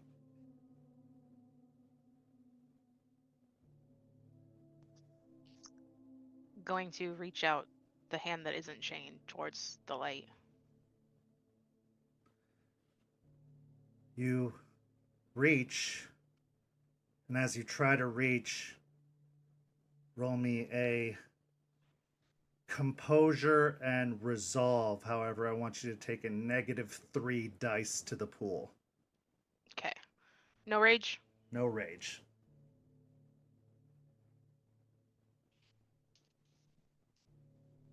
One success. As you attempt to reach out, the chain drags, pulling you just out of reach of the glow.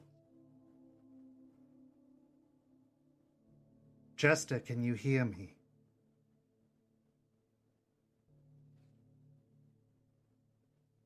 I'll try to call out. Yes.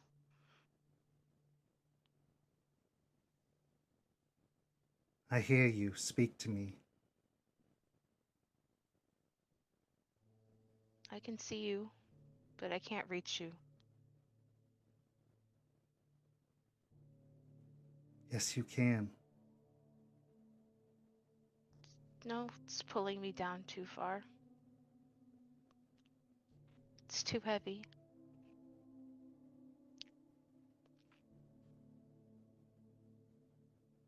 As you continue to sink, what was Eliza suddenly takes on the shape of Aiden.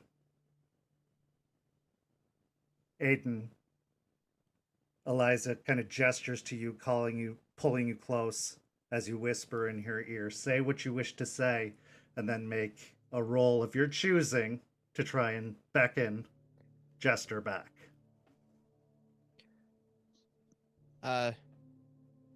Hey, Jester, it's me, Aiden. I can only imagine what you're going through right now, but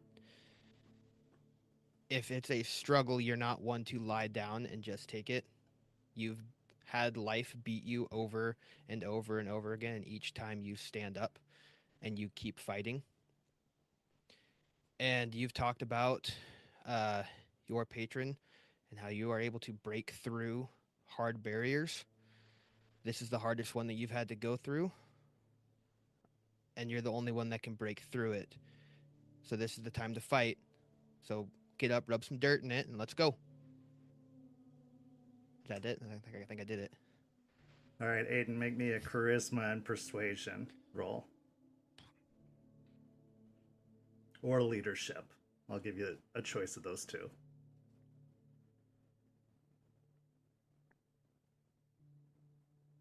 Two successes. Okay.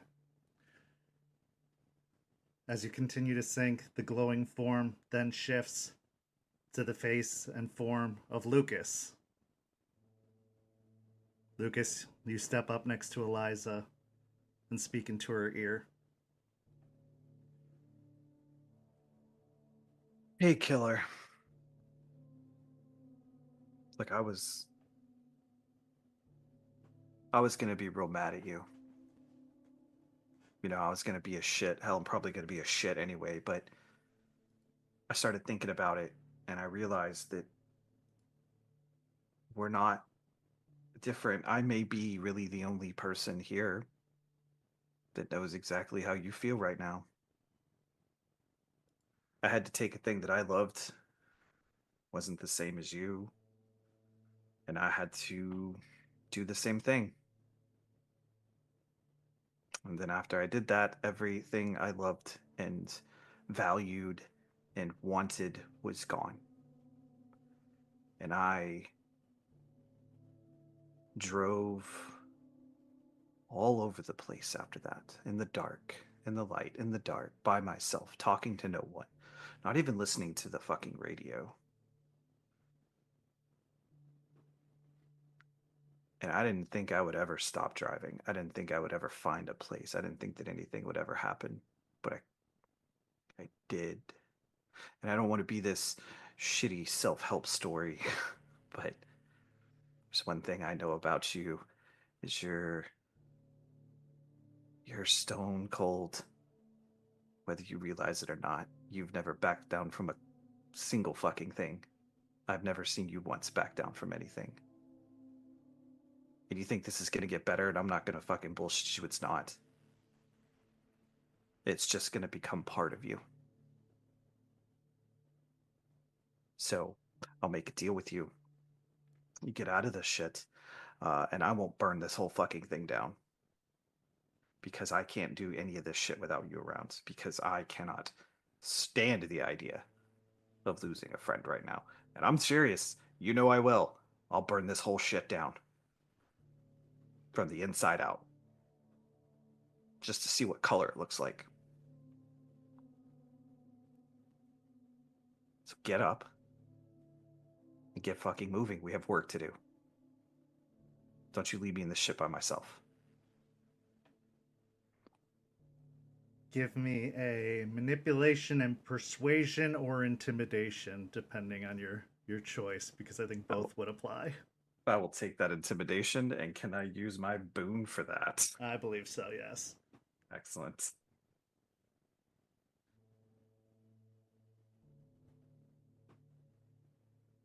Three successes. Okay. The glowing figure shifts, this time the bald head of Lucas disappearing into loose flowing dreadlocks that appear in the water as it takes the form of Artie. Hey, Jess.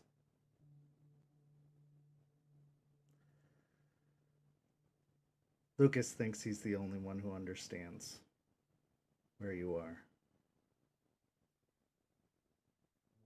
And in a way, maybe, because you intentionally did what you did. But he's not the only one who's responsible for the death of people they cared about. And if you come back, and I hope that you do, know that we're here to talk about it. Know that we're here to walk you through it. Know that we're here to help you heal. Because she did when she didn't think she could. And I did when I didn't think I could. And if anybody can, I know you can. So come back.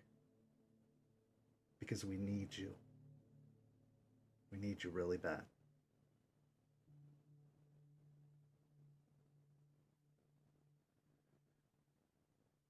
The glowing figure changes. And there's Aspen.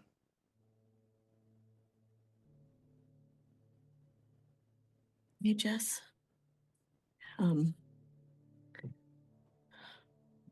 For somebody who can talk their way through almost anything, I don't know the words.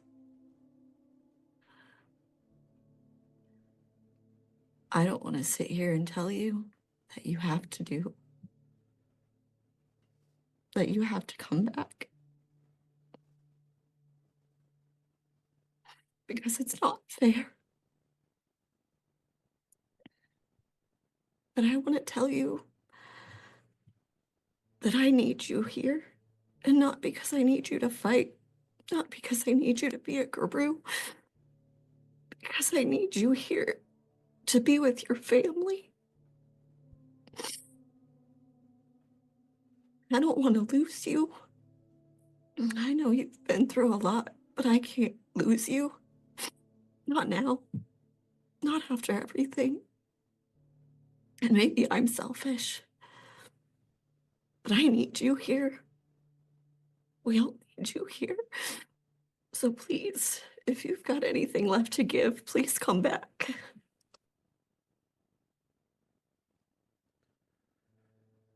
Aspen, roll me a charisma and persuasion.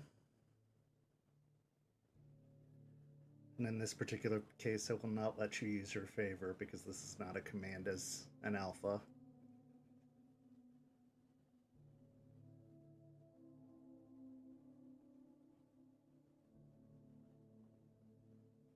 A 7 with a crit. But it's still good anyway. And last but not least, the form shifts to Eliza.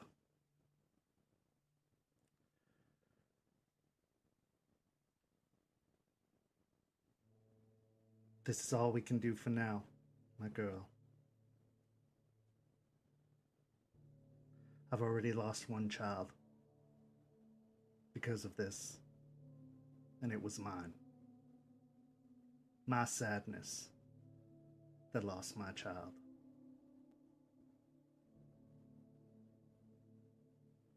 I will not let it take another. Whether this works or not, I will keep looking for you. And I will stop at nothing to get you back. So I need you to reach out with everything you have and take my hand. I need you to roll one more composure and resolve after you say anything you'd like to say. This time, based off of Aspen and Lucas's successes, you only have a -1. Okay.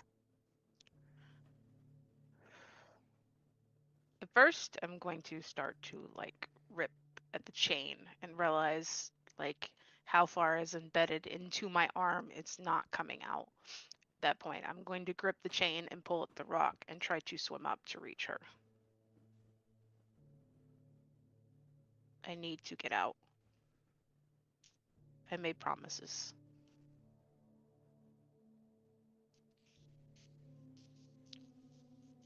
Now, if you'll remind me, how many dots of Hirano, solid dots, do you have? 2. 2. Okay.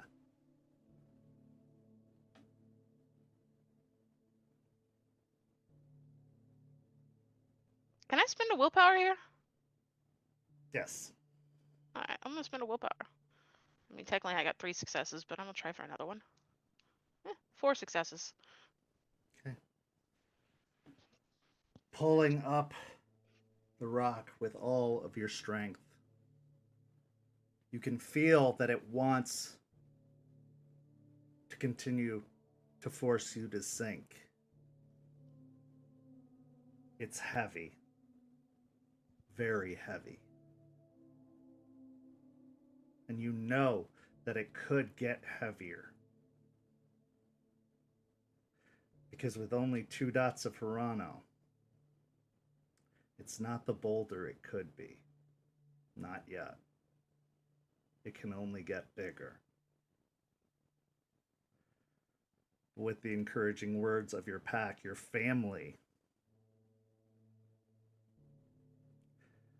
with the coping mechanisms of your pack patron, Star,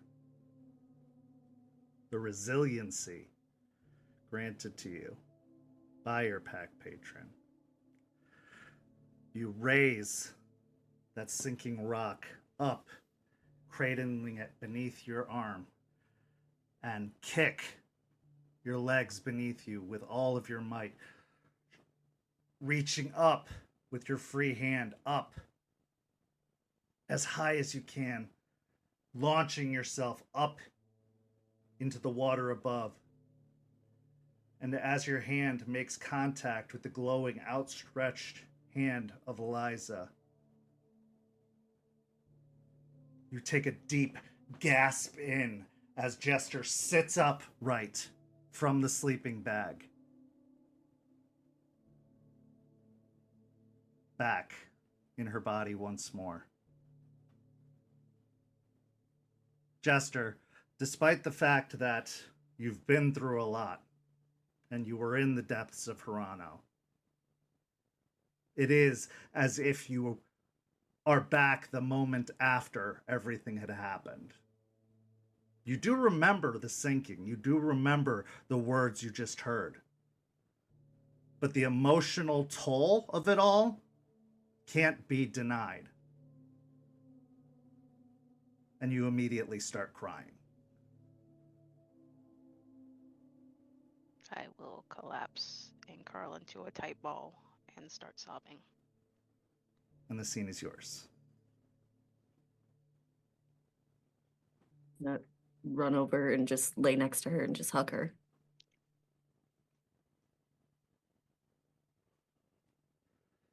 Jester, you are at 0 rage. You have lost Okay. the wolf until that night when you can howl at the moon. But you are back. It's too bright and everything hurts, and the sobs will increase into like heartbroken cries until I lose my voice.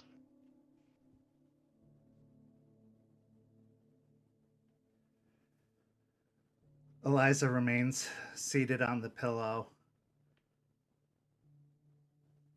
for a few moments. You could see that her shoulders have sagged a little bit from the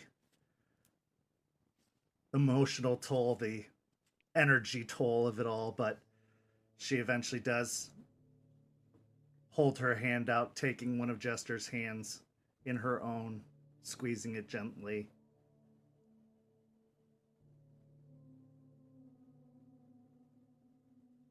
It's all right, my girl. You're back. And we are here. And we are never letting you go. I'll squeeze her hand.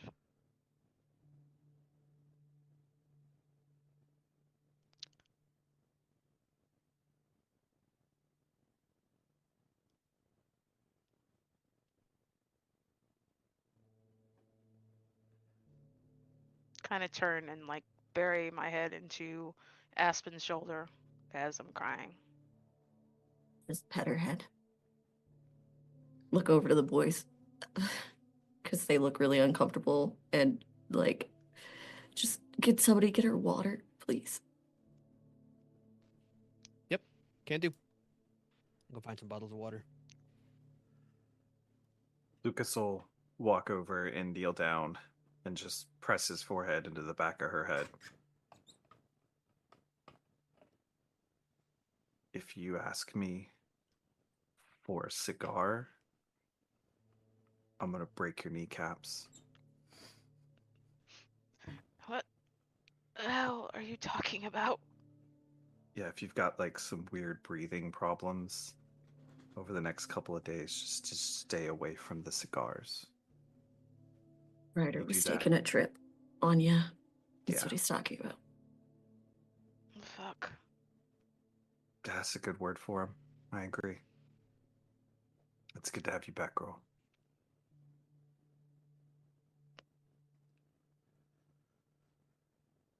The bonds forged in a pack are stronger than any because they're not just the bonds of blood. They're not just the bonds of friendship. They're the bonds of spirit. They're the bonds of human. And they're the bonds of wolf. They are supernatural. So when I said that reaching out, it was her lifeline, I meant that more than any other. The love shared between a pack, the kinship shared between a pack is undeniable. And that's what makes the betrayal between a pack and the betrayal between a guru cut that much deeper. So we transition to a few days later. Aspen. He wanted to meet with Charles. Charles, who has not been seen around the storage unit, who probably hasn't even answered calls or text messages, not for the first few days after,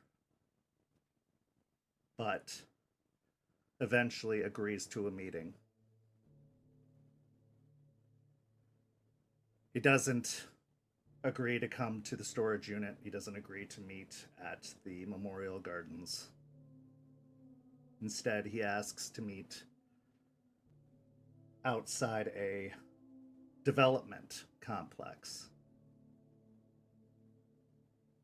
And he says, "This is Silverfang business.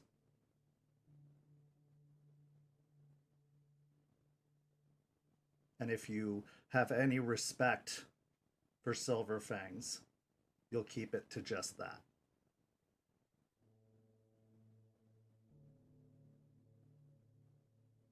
I will text back. It just wouldn't have it any other way.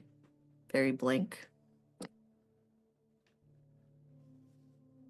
So following the address you're given, you take Regina alone and drive out to the development complex.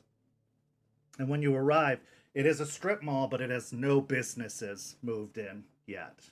It's just open, empty, developed lots that are waiting to be sold. You see the luxury sedan parked in the empty parking lot.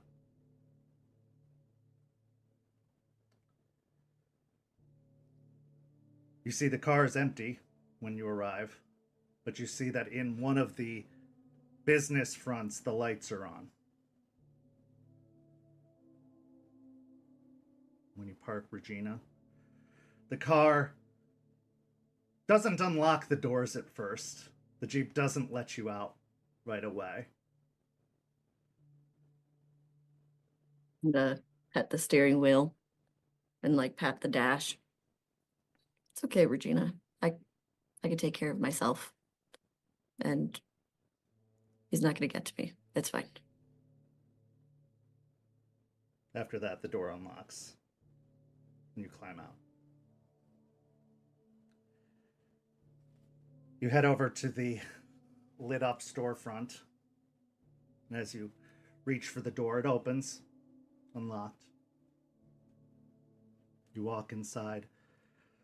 It is a empty storefront as you expect, but there's nobody inside. And you walk towards a back office where you see the door is ajar and there are lights on inside. And as you walk back into the back office area, you find Charles. There are two folding chairs. He is seated in one and the other is across from him. I'll continue to stand and I'll walk in. Charles, nice to see you. Aspen.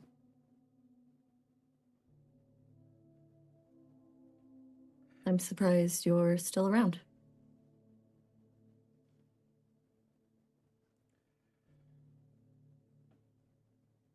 I have a job to do.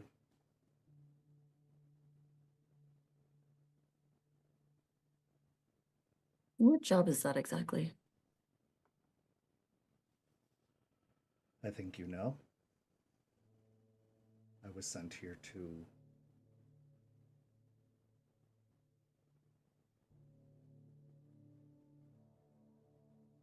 see to the good of this burgeoning sept. The investment that my uncle made in the opening of the cairn here in his protege.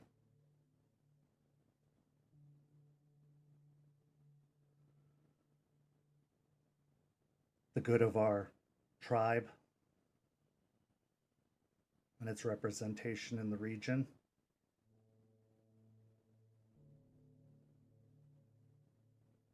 An investment that I also made with the opening of this cairn.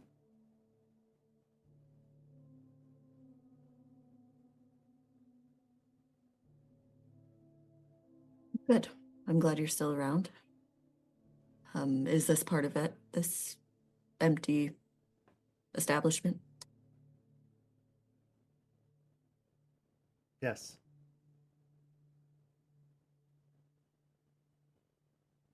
But I believe my uncle explained all this to you when you spoke to him. He did. Making sure we were on the same page. It's part of having a conversation about these things, isn't it? If you'd have asked me, I would have told you. So when I ask next time, you'll answer? I'm not sure there's going to be a next time. So you're ready to leave?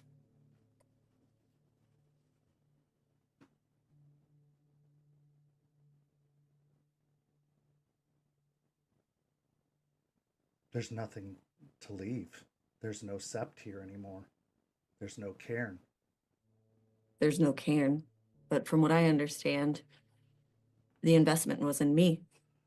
I'm still here. I'm still living and breathing. And you broke your word. I did. And you broke the litany. I did. I absolutely did. So what are you as a leader? Someone who keeps people alive. Somebody who sees the bigger picture. Somebody who looks ahead of me instead of at my feet, as I've been told recently. Getting rid of that cairn was unfortunate, and a lot of people were hurt because of it. I understand that. I'm not unaware. I'm not ignorant to what this means. But it is that, or we hurt a lot of people, a lot of innocent people, a lot of people who don't deserve to be destroyed by a storm when they have nothing to do with this fight. Absolutely nothing. I had to do what's best for my pack, the ones who have been here standing with me from day one as I built that cairn from the ground up. Yes, with help, of course. But they're not in the trenches with us. They're not here with us. My pack is here with me. So the leader that I'm going to be is not one who just weighs statistics at people, at my fellow guru, and say, do what I say because the statistics say so. I'm not here to build soldiers and easy-minded people for me to push in the directions that I want them to go. I'll guide them, I'll lead them, but I won't control them. And I won't let them suffer when suffering doesn't need to be done. But you are making them suffer.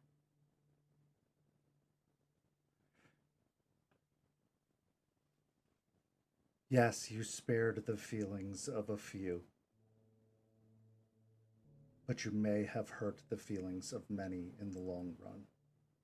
You spit in the face of all those who put their own families, their own packs at risk to come out here and help you. And the spirits, what of the spirits that invested themselves in your cairn? More spirits will be here when we can do what needs to be done to let this place thrive. That cairn, while it was there and it was a beacon and it was a symbol, I'm not here for symbols. I'm here for action. And I'm here to make sure that Tampa and the nation can thrive here. And if I hurt a couple people's feelings and they hurt, I understand that. But I'm here to make sure that this place thrives. And I can't do that with other threats looming around me. Did I make a decision? I made a decision. Was it the right one? I have no idea. But it's the decision I made to try and better this place. How is anyone supposed to believe in you or follow you? How is your nation supposed to grow? Your pack, your sept. You are an oath breaker, a litany breaker. Your pack will not grow and thrive and succeed if you yourself cannot be believed. My pack has not been growing and thriving Yet. since we've been here. They've You been know that there were more coming. They have been sacrificing for far too long. And I'm not going to I will lose them if I continue on the track that you all want me to follow. I will lose them. I almost lost one. And where were you, Charles? You weren't there. No one else was there. My pack was there. And I'm not going to lose them by putting them in places where they have to do far too much. I'm not going to put them in that position. They've gone through too much already. If we have to sacrifice, we all sacrifice together. Which is much more than I could say for the nation that hasn't been here since building a cairn, showing face, and now what? Where have they been? Nowhere. And I apologize to you, and I apologize to Matthias, because out of everybody, I am so sorry that I hurt the two of you, because you've tried. You've been here, and I apologize, and I am so sorry that this hurts you, Charles, and I am so sorry that I hurt Matthias, but everyone else, where have they been? You're right. Where have they been? That's what we've been trying to rectify. That's what we've been trying to build. You are supposed to be better than them. And Your words are supposed to be believable. Your oaths are supposed to be true. The oaths the others made to the king that came before, the ones that have been broken since, you were supposed to be better than that. And I will continue to be better than that. If they see this as a mistake, that'll be something that will tarnish my history. But my history is not done. It's also the history of your tribe now. And the history of my tribe. When I get to the place I want to get with my people, they'll see me as someone to be respected by our tribe. And I have to make hard decisions. That's something about being here alone. I have to make decisions. I didn't want to do that, Charles. You sit here and act like I wanted to do that. You had another option. You had two other options given to you. One of them offered up willingly. They will not sacrifice alone anymore. Would it have been alone?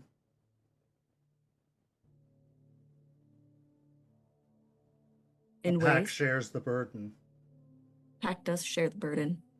so But it's this is never also alone. Caern is something we all invested in. Do you Regina, not invest we in the love car? we all love Regina, but it's not ours. It's not ours. It's his, and I won't do it to him. And you could say it's because of my connection to him, and I assure you it is not. Because I could have made Jester sacrifice again. I could have made her do it again to save him the trouble and me not be standing here in front of you right now.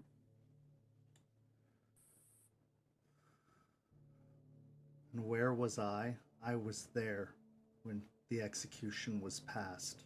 I was willing to swing the blade myself. So don't act like I'm not willing to do the work for your pack. Don't act like I haven't been here trying to assist this entire time. I've been training your Arun. For us, Yes, you truly believe that it's for us and not for him. You barely interact with us. You do what you need to do and you walk away. I don't see you except for meetings and when you have a task to be done. You're not here for us. You're here for him. You're here for our name.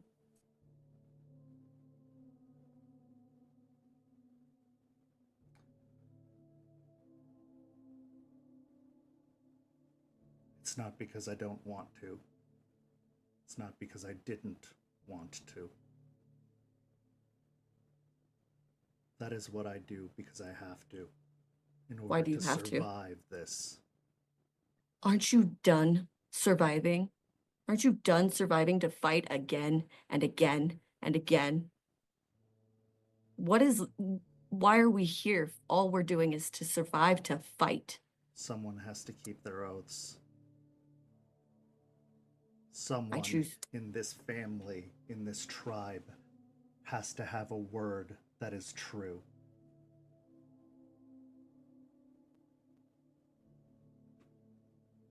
You keep surviving then, Charles. You can keep surviving. Or you can learn to live, and I'm going to let my pack live.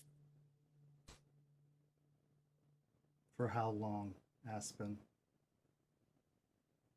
As long as they can, because at this point, we all know we don't live long enough to see old age. That's So what at least- I have been working to change, and you are making it that much harder.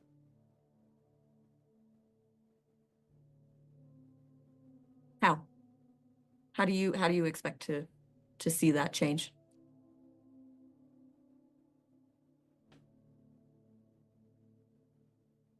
You need support. It's true. But they are not going to follow Oathbreakers. They are not going to follow vagabonds. They're not going to follow the selfish. They need something to believe in. It isn't going to be me. It can't be me. You're right. I wasn't built that way. I understand what I am. I understand my purpose. You can be different.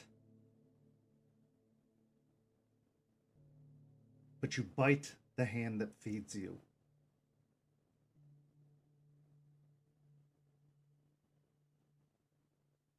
You are young. You are inexperienced. You have to play the game. And yes, you can change the game. But not right away, not quickly. Word spreads. Reputation matters.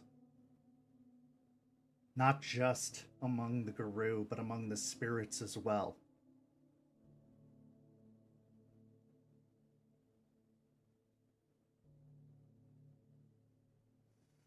I want to believe in you. And believe in me, Charles.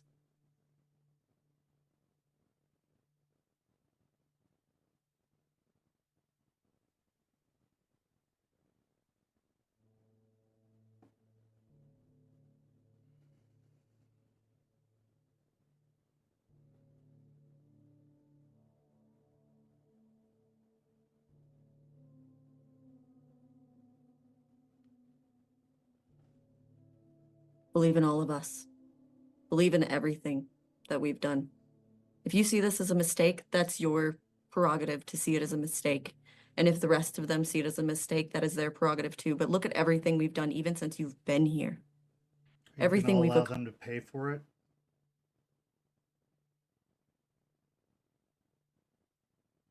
When those you've insulted, when those you've hurt, come banging at the gates, are you gonna allow them to pay for it?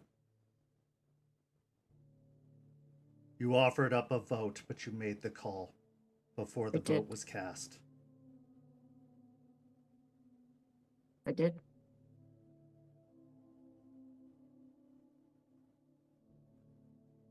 Sometimes leaders have to make the hard decisions.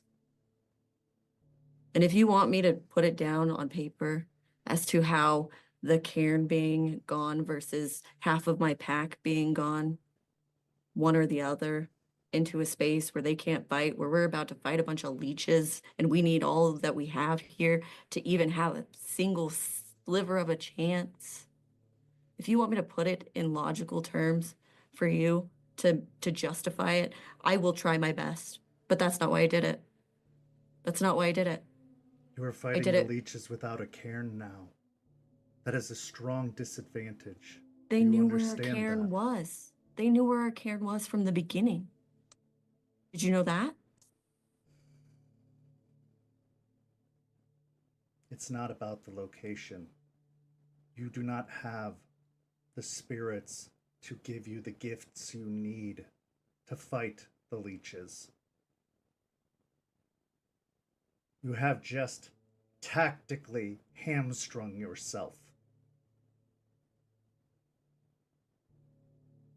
When you call upon your blessings, your gifts to fight the leeches, no one might answer. You understand that, right?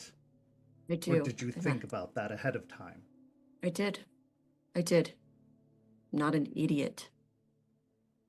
I understand politically what it meant. I understand what the spirits meant. I understand what that means for our contrition. I understand. I thought about all of that. I did. And in that moment, I made a choice. And I understand I have a lot of apologizing and a lot of fixing to do. I understand that as well. I've been here more times than I can count. Trying to fix problems and more problems come along. That's what this is. That's what I've been doing this whole time. Then maybe you're not fit for this. If you have to keep coming back here, then maybe you're doing something wrong. And if that's what you believe, Charles, then you can leave. Because at the end of the day, my pack believes in me. And I'm here and I'm fighting with them. And I will continue to do that. With or without you. With or without the nation. I will do it because I think it's right. And if people don't want to believe in me, that is fine. Because the people who matter do. Even if it gets them killed. Even if it gets you killed. Even if it was for nothing. That was an option either way. It didn't have to be. This is how it works, isn't it? Building soldiers, making sure we fight until we die. Isn't that what we've been doing this whole time? I told you that's what I wanted to change. And it's not changing. It's not going to change in my lifetime. It's not going to change in your lifetime. It's not going to change in Jester's or Lucas's or Aiden's or Artie's. So that's looking ahead, isn't it? That's what you said you were doing. That's right. Because the way I want to change it, I can make changes now.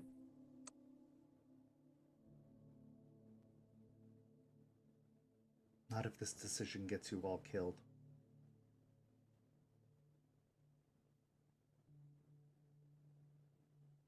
And it's something I'll have to live with. And I'll go down as someone who made a terrible, terrible mistake. Terrible mistake. Something that I can't make up for. And I'm aware of that too. But I'll do it all over again for them. Every time.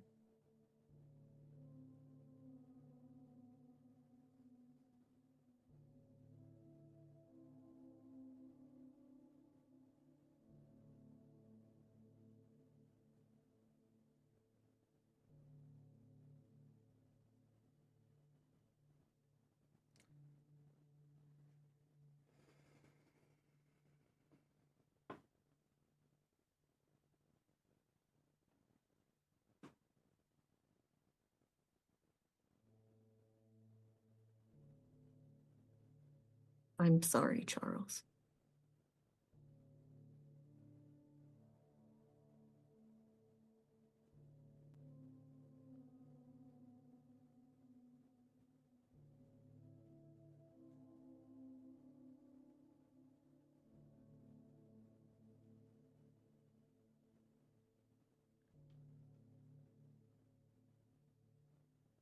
I need you to convince me.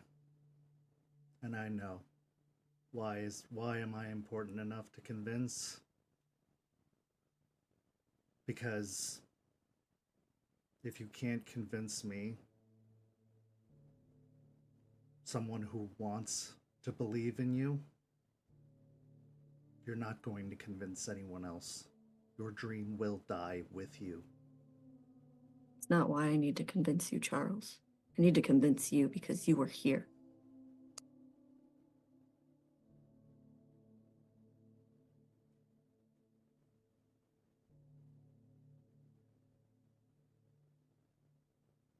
And that's what matters to me.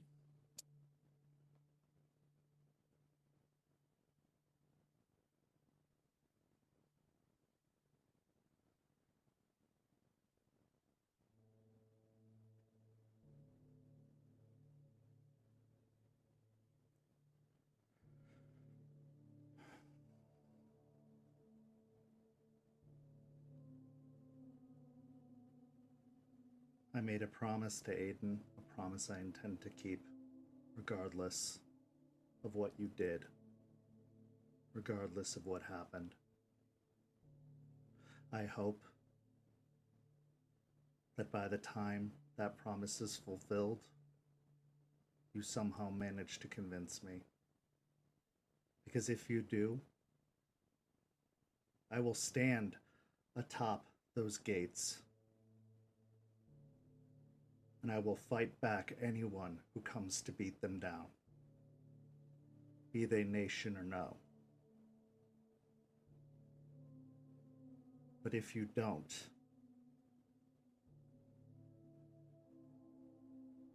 they will have me lead the charge.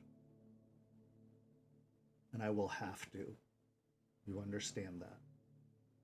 I understand.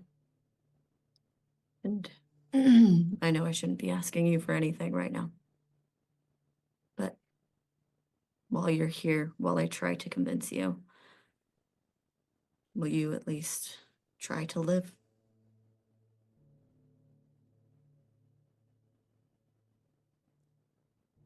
Believe it or not, I've already started.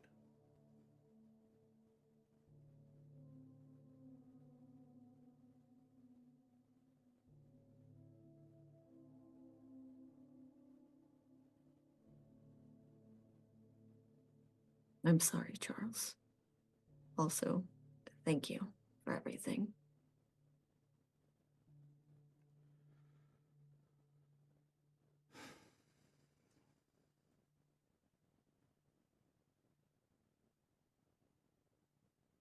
I'm sorry too, Aspen.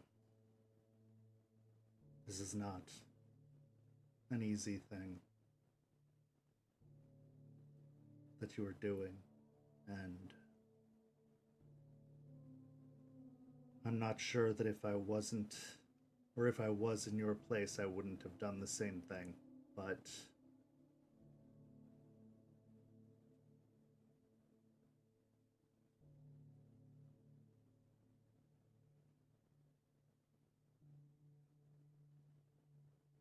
that's what makes us different. And we need differences. I agree.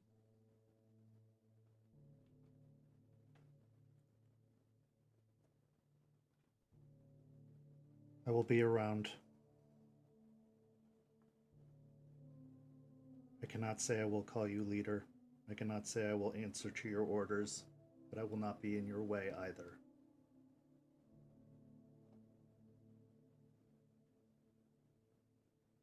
How about one order?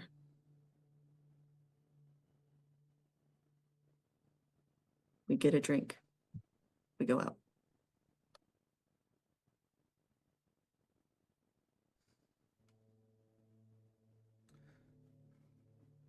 You're going to suggest that disgusting biker bar. Absolutely not. Mm-mm. No, it's not my style. We'll go somewhere. You pick. I'll pay. Very well.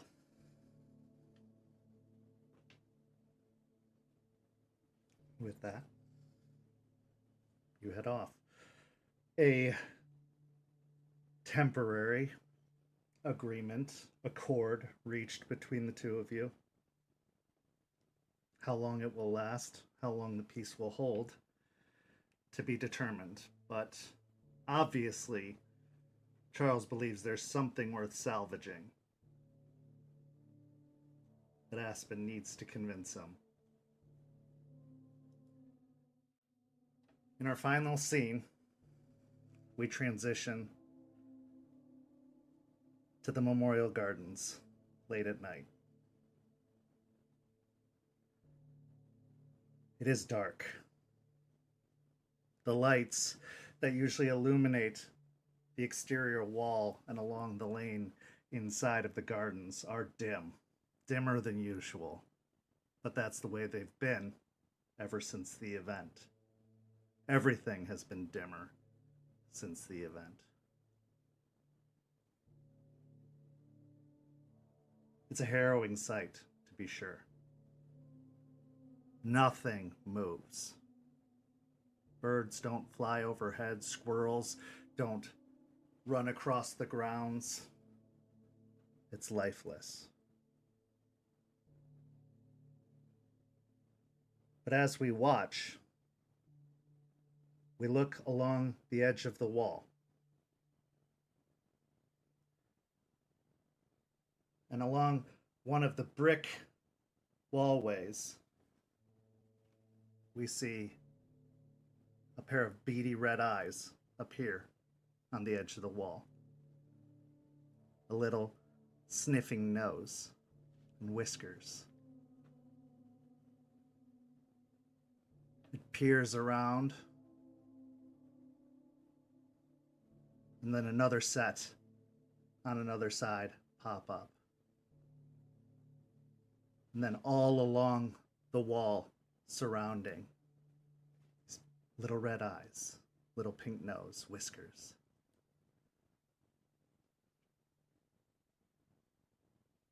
They sniff towards the center, but don't decide to break the edge of the wall.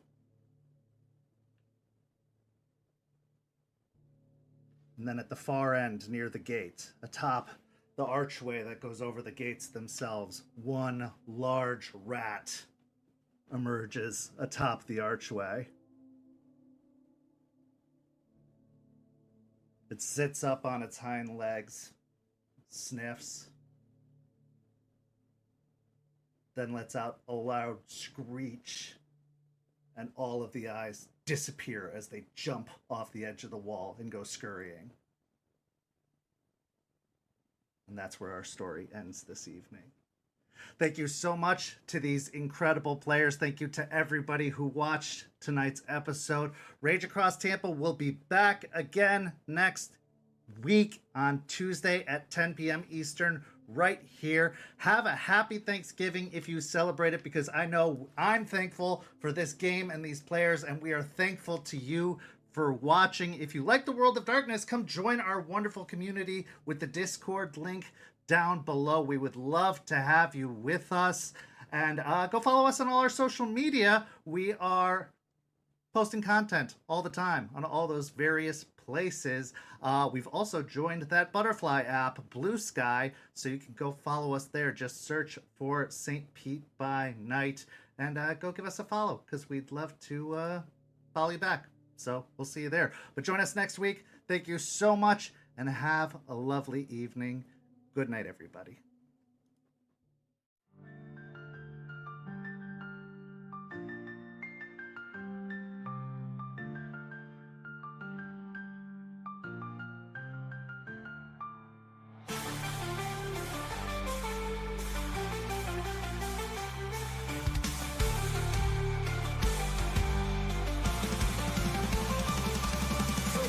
With the pack, let the night be our guide. In battles of honor, we shall never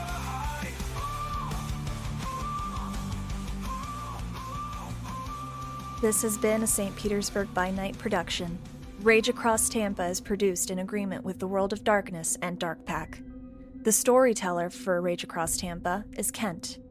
Tonight's characters were voiced by Preston, Champ, Noree, and Walks.